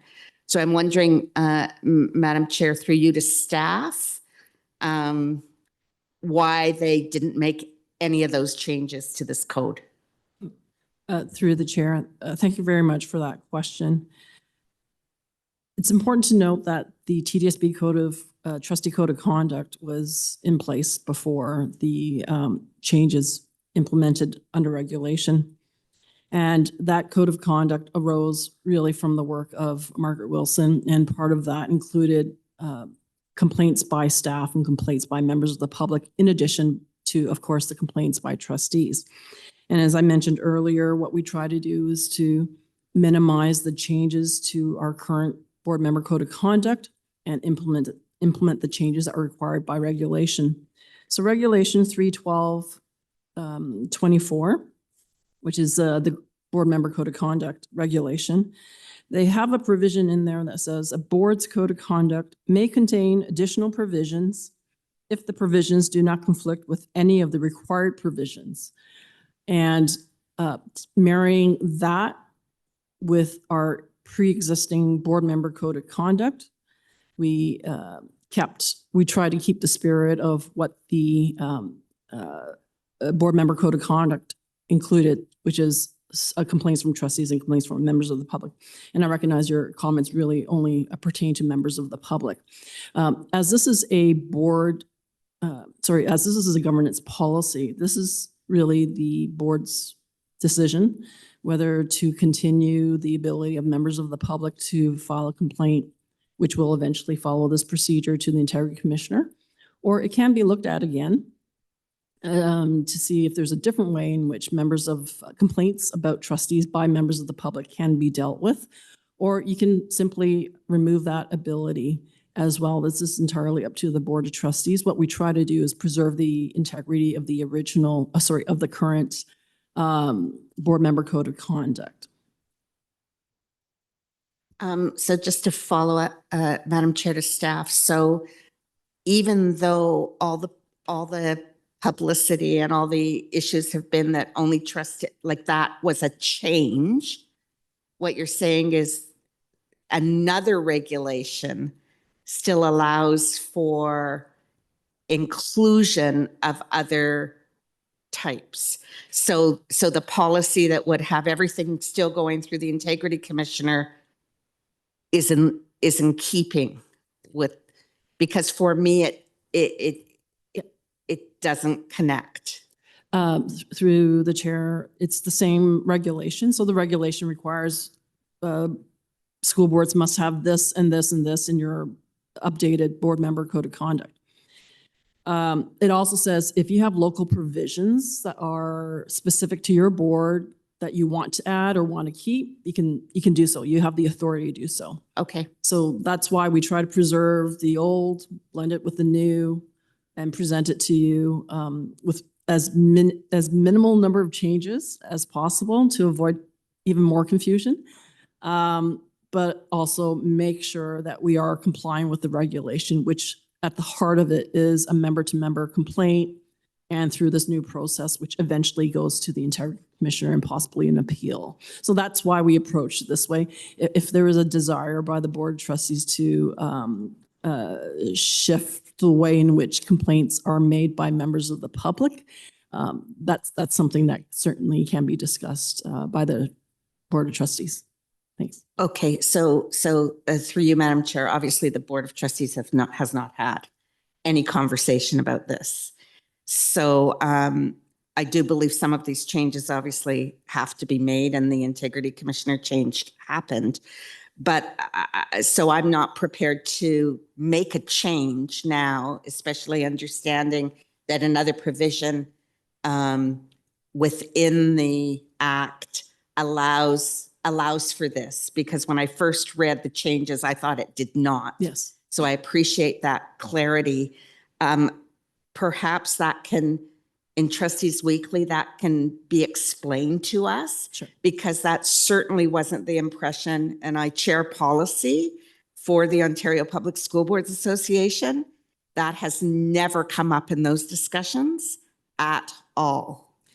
So I just think I need more understanding of why, and I get and I appreciate staff's wanting to mitigate the number of changes so that it's clearer. So I'm not going to fuss with it now, but I want to bring this to the attention of the folks at OPSPA, because I'm not sure this is understood. It's certainly, we had a conversation with a legal representative as well, and none of that was understood. So I'm not prepared to make any changes now, and I fully support it. And I would also support option 2 and D about bylaws, because I think that there might be other changes to bylaws that we may wish to make. And I think we do need a bit of a subcommittee. I think that if all complaints are going through the chair, if the chair is now responsible for determining whether or not trustees miss a meeting and are gone, then I think that the group of trustees needs to help support the chair in making some of those decisions and helping work through some of that process. Anyway, those are my comments, Madam Chair. Thank you. Thank you. Next on the list, we have Trustee Dawson. Thank you. Through the chair, this is a very interesting discussion, and like Trustee Laskin, I'm surprised that we could keep the part in where members of the public can make integrity commissioner complaints. And so along those lines, what would then be the process? Like if we decide to keep that in, do all of those complaints from the public flow through the chair's office? And then when it comes to the consequences, the sanctions, who then votes on that? Is it trustees still, or does it revert to these new rules of the integrity commissioner? Through the chair, it would revert to the new rules of under the integrity commissioner changes. Okay, so the integrity commissioner would make the decision. And therefore also all complaints would flow to the chair. Yes, there are 2 minor exceptions, but yes, for the most part, all complaints would flow through the chair. Okay. Do we know how many complaints we get in a year from the general public, just on average, to understand what the volume would look like for the chair? Yeah. Maybe you can answer that. Not sure. I'm just, Leo and I are just back and forth. I don't think we have that. Anybody has that in front of us. I do know it's in the integrity commissioner's report. So that came in December. So that is listed every year. Okay, thank you. I can check back to that. Okay, I do have one more question with an example about an already existing clause. So clause 6.11.2. And just to ask a very specific question around social media.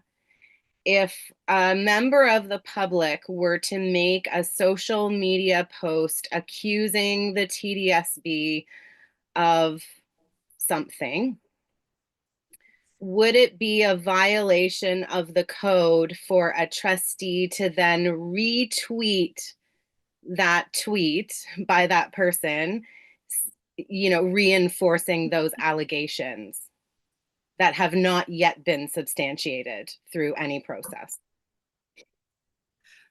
Thank you, Trustee Dawson. I do appreciate the question. However, staff are unable to interpret the code of conduct for trustees. So this would be a good question for the integrity commissioner. Okay. All right. Thanks. Okay. Those are my questions. Very adept. Okay, trustee McLean.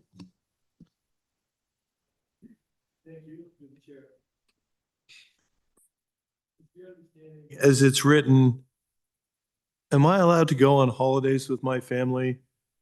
And in the course of the duration of which I'm on holidays with my family, that should conflict with a board meeting or a committee of the whole. Do I understand then that I am forfeit to being removed from office? Through the chair, I can't interpret that way, but what I can share with you is under section 7 of the regulation, one of the categories of exemption from physical attendance is family responsibilities.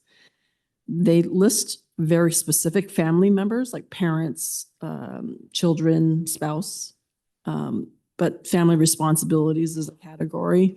And this would be something like a family vacation would certainly be something I probably, of all the categories, probably fall under that one. So again, it's a decision of the chair to approve the request. Okay, thank you.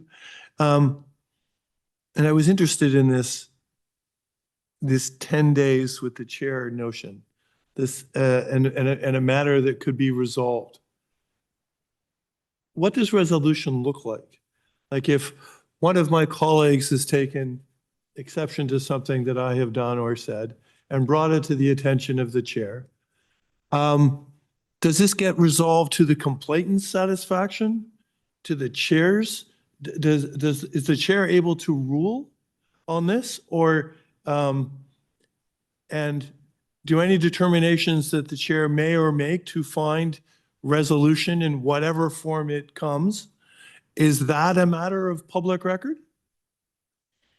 Through the chair, the regulation contemplates an opportunity for the complainant and the respondent to be able to try to work things out themselves. The chair will have to decide what role the chair would want to take. The chair cannot impose a resolution. Really, this has to be a way in which they try to sort things out. So for example, it could be a misunderstanding. There's an apology. They realize time to move on. That's resolved, and they agreed it's resolved. If it can't be resolved within that 10-day period, then it gets forwarded to the integrity commissioner. So the chair really, in that role, is almost like, of course, in taking the complaint, there is a communication. Once a complaint's received, there is a communication tree that has to happen. The intention, I understand, is to try to get the parties who the complainant responded to try to resolve it themselves. Do I understand that through the chair? So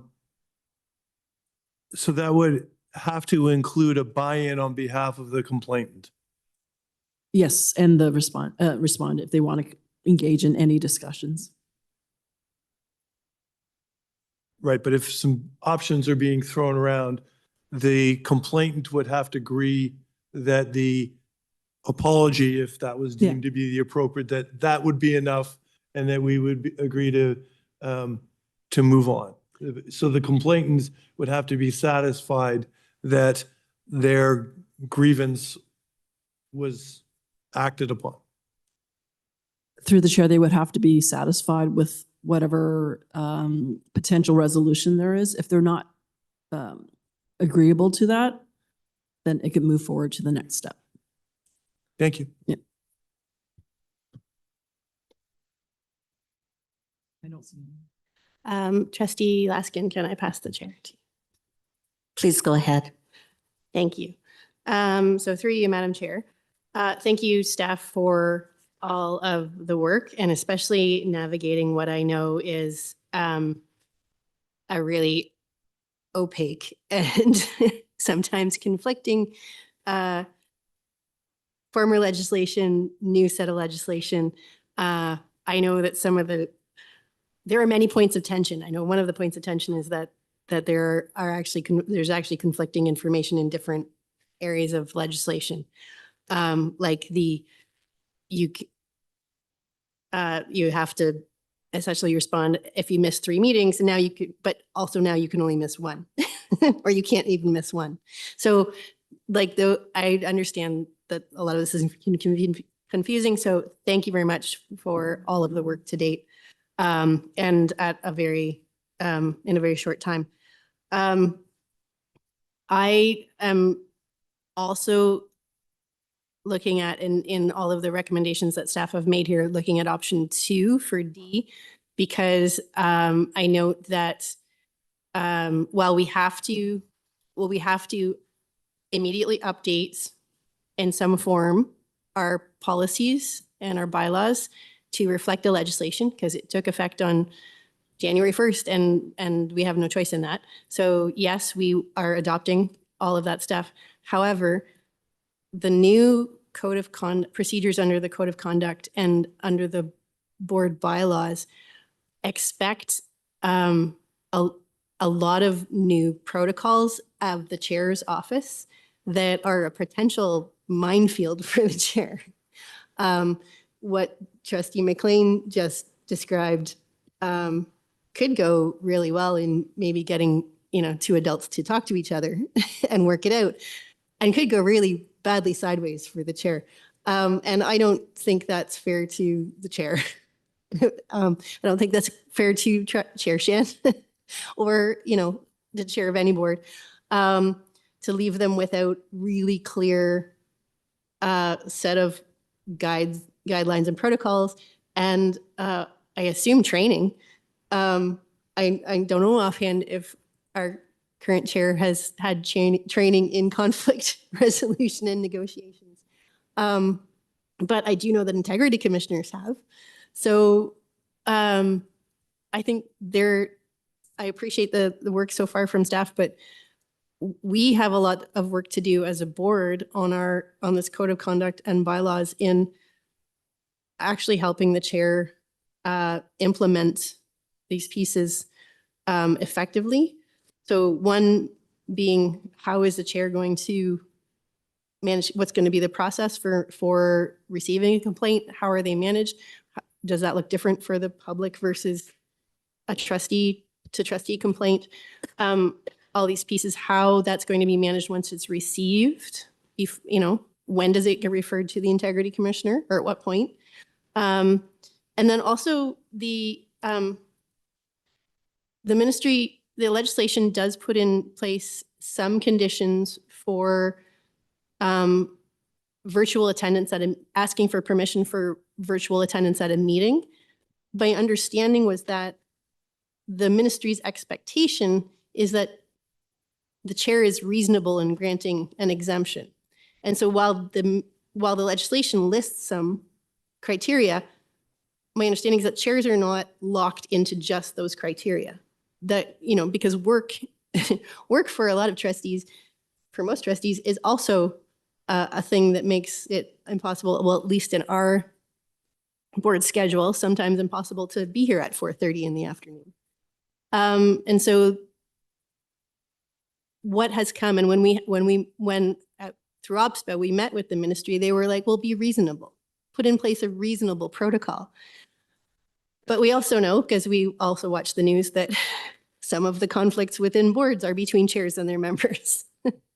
And I would never want to put our chair in the vulnerable position of being me versus you. So I think we have a lot of work to do on building the protocols and all the details on, what does an exemption look like? How are you going to get it? Or how is a process going to be handled that's transparent and also easy? Because people aren't going to use it if it's not easy. So I think I'm in favor of option 2. Thank you. Thank you, Trustee Arts. You may take the chair back. Thank you. Trustee Earhart. Trustee Earhart. And Trustee Shan. Hi, thanks very much. I just wanted to ask around the regulation as I attempt to read it, Ontario Regulation 46397, electronic meetings and meeting attendance, doesn't have anything specifying committees. and attendance. And I just wanted to seek clarification that in our changes to the board bylaws, we aren't changing anything around attendance at committee. I don't see anything. I just wanted to get it explicitly clarified. We're sitting in a committee. I'm participating virtually. I'm not a member of the committee. However, that it still allows for virtual presentation, or if any requests need to be made to committee chairs outside of PPC for virtual attendance or any rationale cited. I'm not reading that in any of the documents I was provided for this meeting. I just also wanted to seek that explicit clarification. Thank you. Through the chair, and thank you for the question, because this is a very fine detail that's in the education, the thousands of pages of the Education Act and regulations. So the in-person requirement is only for regular board meetings, so not even the special board meetings, and meetings of the committee of the whole. That's the only committee in which the in-person requirement would apply. So regular committee meetings of, let's say, GPC, that this electronic attendance would still continue. Okay, thank you. And so plans and priorities committee, because it is a committee of the whole, would be included, correct? It would be captured? Unless it's a special PPC, or even if it's a special PPC. I know these are minute. I'm just trying to dig in a little to understand if it's subject to the regulation, or if we are, with the bylaws as proposed to be changed, if we are subjecting ourselves to it in that process. Thank you. So yes, my understanding from work so far is that any committee that is all trustees, so a committee of the whole. So in our case, planning and priorities is all trustees. So that constitutes a committee of the whole. And so for us, specifically for TDSB, this new regulation would apply to our full board meetings, our regular board meetings, and PPC. You would have to be in person or request an exemption to attend online. I will note some of the conversations. There are some boards, smaller boards, where all of their committees are committees of the whole because they're small boards and they don't have a lot of trustees. And so those boards are going to have to actually rethink their committee structures and their bylaws. So the recommendation for them is, and this could also be a conversation for the TDSB and might be part of our bylaws conversation, because the legislation is limited to committee of the whole. I haven't heard complaints about our current structure, but we might rethink whether or not PPC is a committee of the whole if the in-person attendance thing is onerous. Okay, thank you very much. And so I'm reading so I appreciate the clarification on how we are interpreting Ontario Regulation 46397. And then what's being discussed in this meeting is changing our board and committee meetings, rules and procedures to align with that. And so my read just of the board bylaws is this is covered in section 5.7, attendance at meetings, and how it has been framed there is consistent with the interpretation of Ontario Regulation 46397, that it's physically present for every regular board meeting and committee of the whole, unless exempt under circumstances outlined in an OREG so it's still, and granted written approval of the chair, vice chair, other members before the meeting begins. There's no timeline provided, in which case the trustee may attend electronically. And so to me, there's nothing different from the regulation that we've put in there that we would need to consider for a subcommittee, say, of the board. So am I reading the correct place, or was there anywhere else where I might have missed that there was something different or more specific? And thank you. Through the chair, you're correct. We intended to just replicate the language of the regulation. Okay, thank you very much. And those are all my questions, Chair. Thank you. Thank you. Trustee Shan. Thank you, through you, Madam Chair. Just wanted to also, I got an email from Trustee Services saying that the integrity commissioner is going to receive additional procedural information very close to the info session that we have planned. So there might be a need to switch the info session according to their request to have more time for them to digest that information to come back to us. So I just wanted to give a heads up that request has come to not necessarily be ready for integrity commissioner to talk to us about the procedures that they will have to follow on the 23rd, which further delays our understanding of this matter.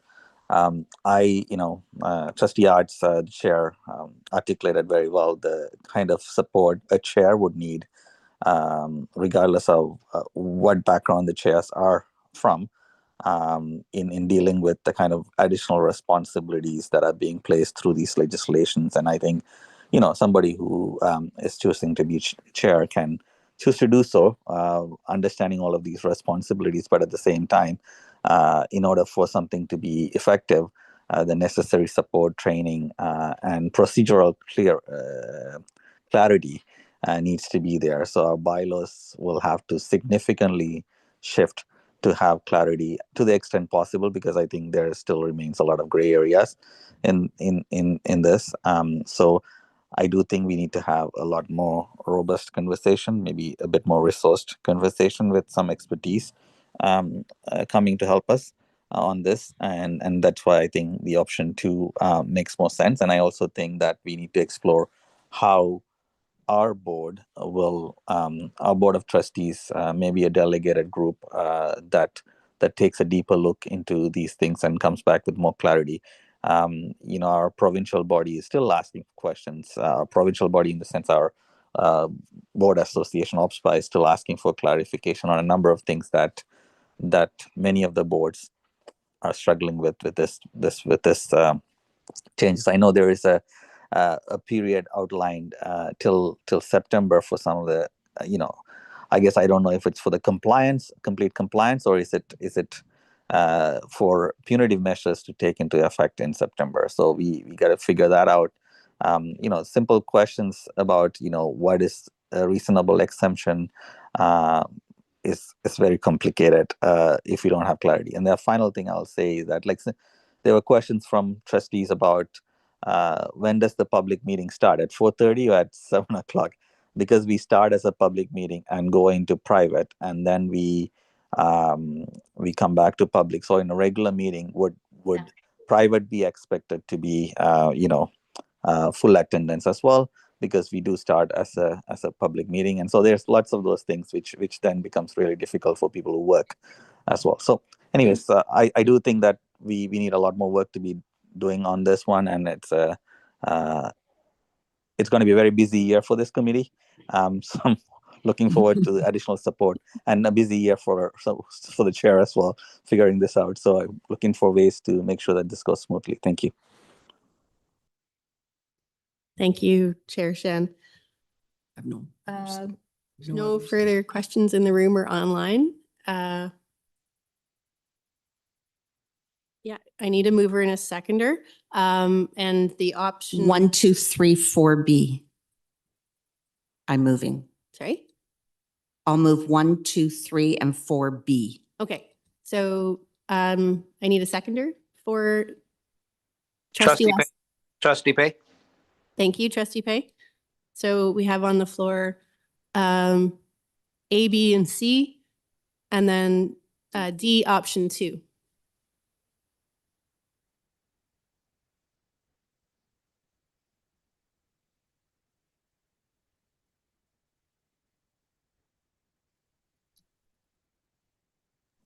Shan in favor.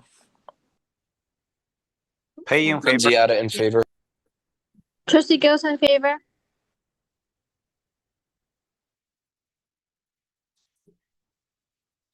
Trustee Patel, how do you vote?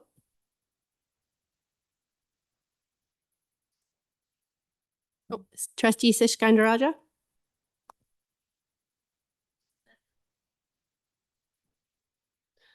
Okay. We'll mark them absent, and that carries. Thank you very much. The remaining item is for information only, and that is an update new procedure, PR 747, that is in your agendas. Questions? If there's any questions or comments from staff, let us know. If not, we'll move on to the next item. Seeing none, our next item on the floor is adjournment. Could I get a mover and a seconder to adjourn? So I have Trustee Laskin moving for adjournment. Could I get a seconder, please? Trustee Pay. Trustee Pay, thank you. Thank you, Madam Chair. And I'm just gonna say any opposed? Seeing none. Thank you very much, everyone, for all your contributions and work tonight. Thank you, Mandrika, for stepping in. Thank you to our IT staff for all your support, and to all the staff for all the work on these policies. Thank you very much. Have a good night. Thank you. Good night. Good night, everyone. And it's not even 9.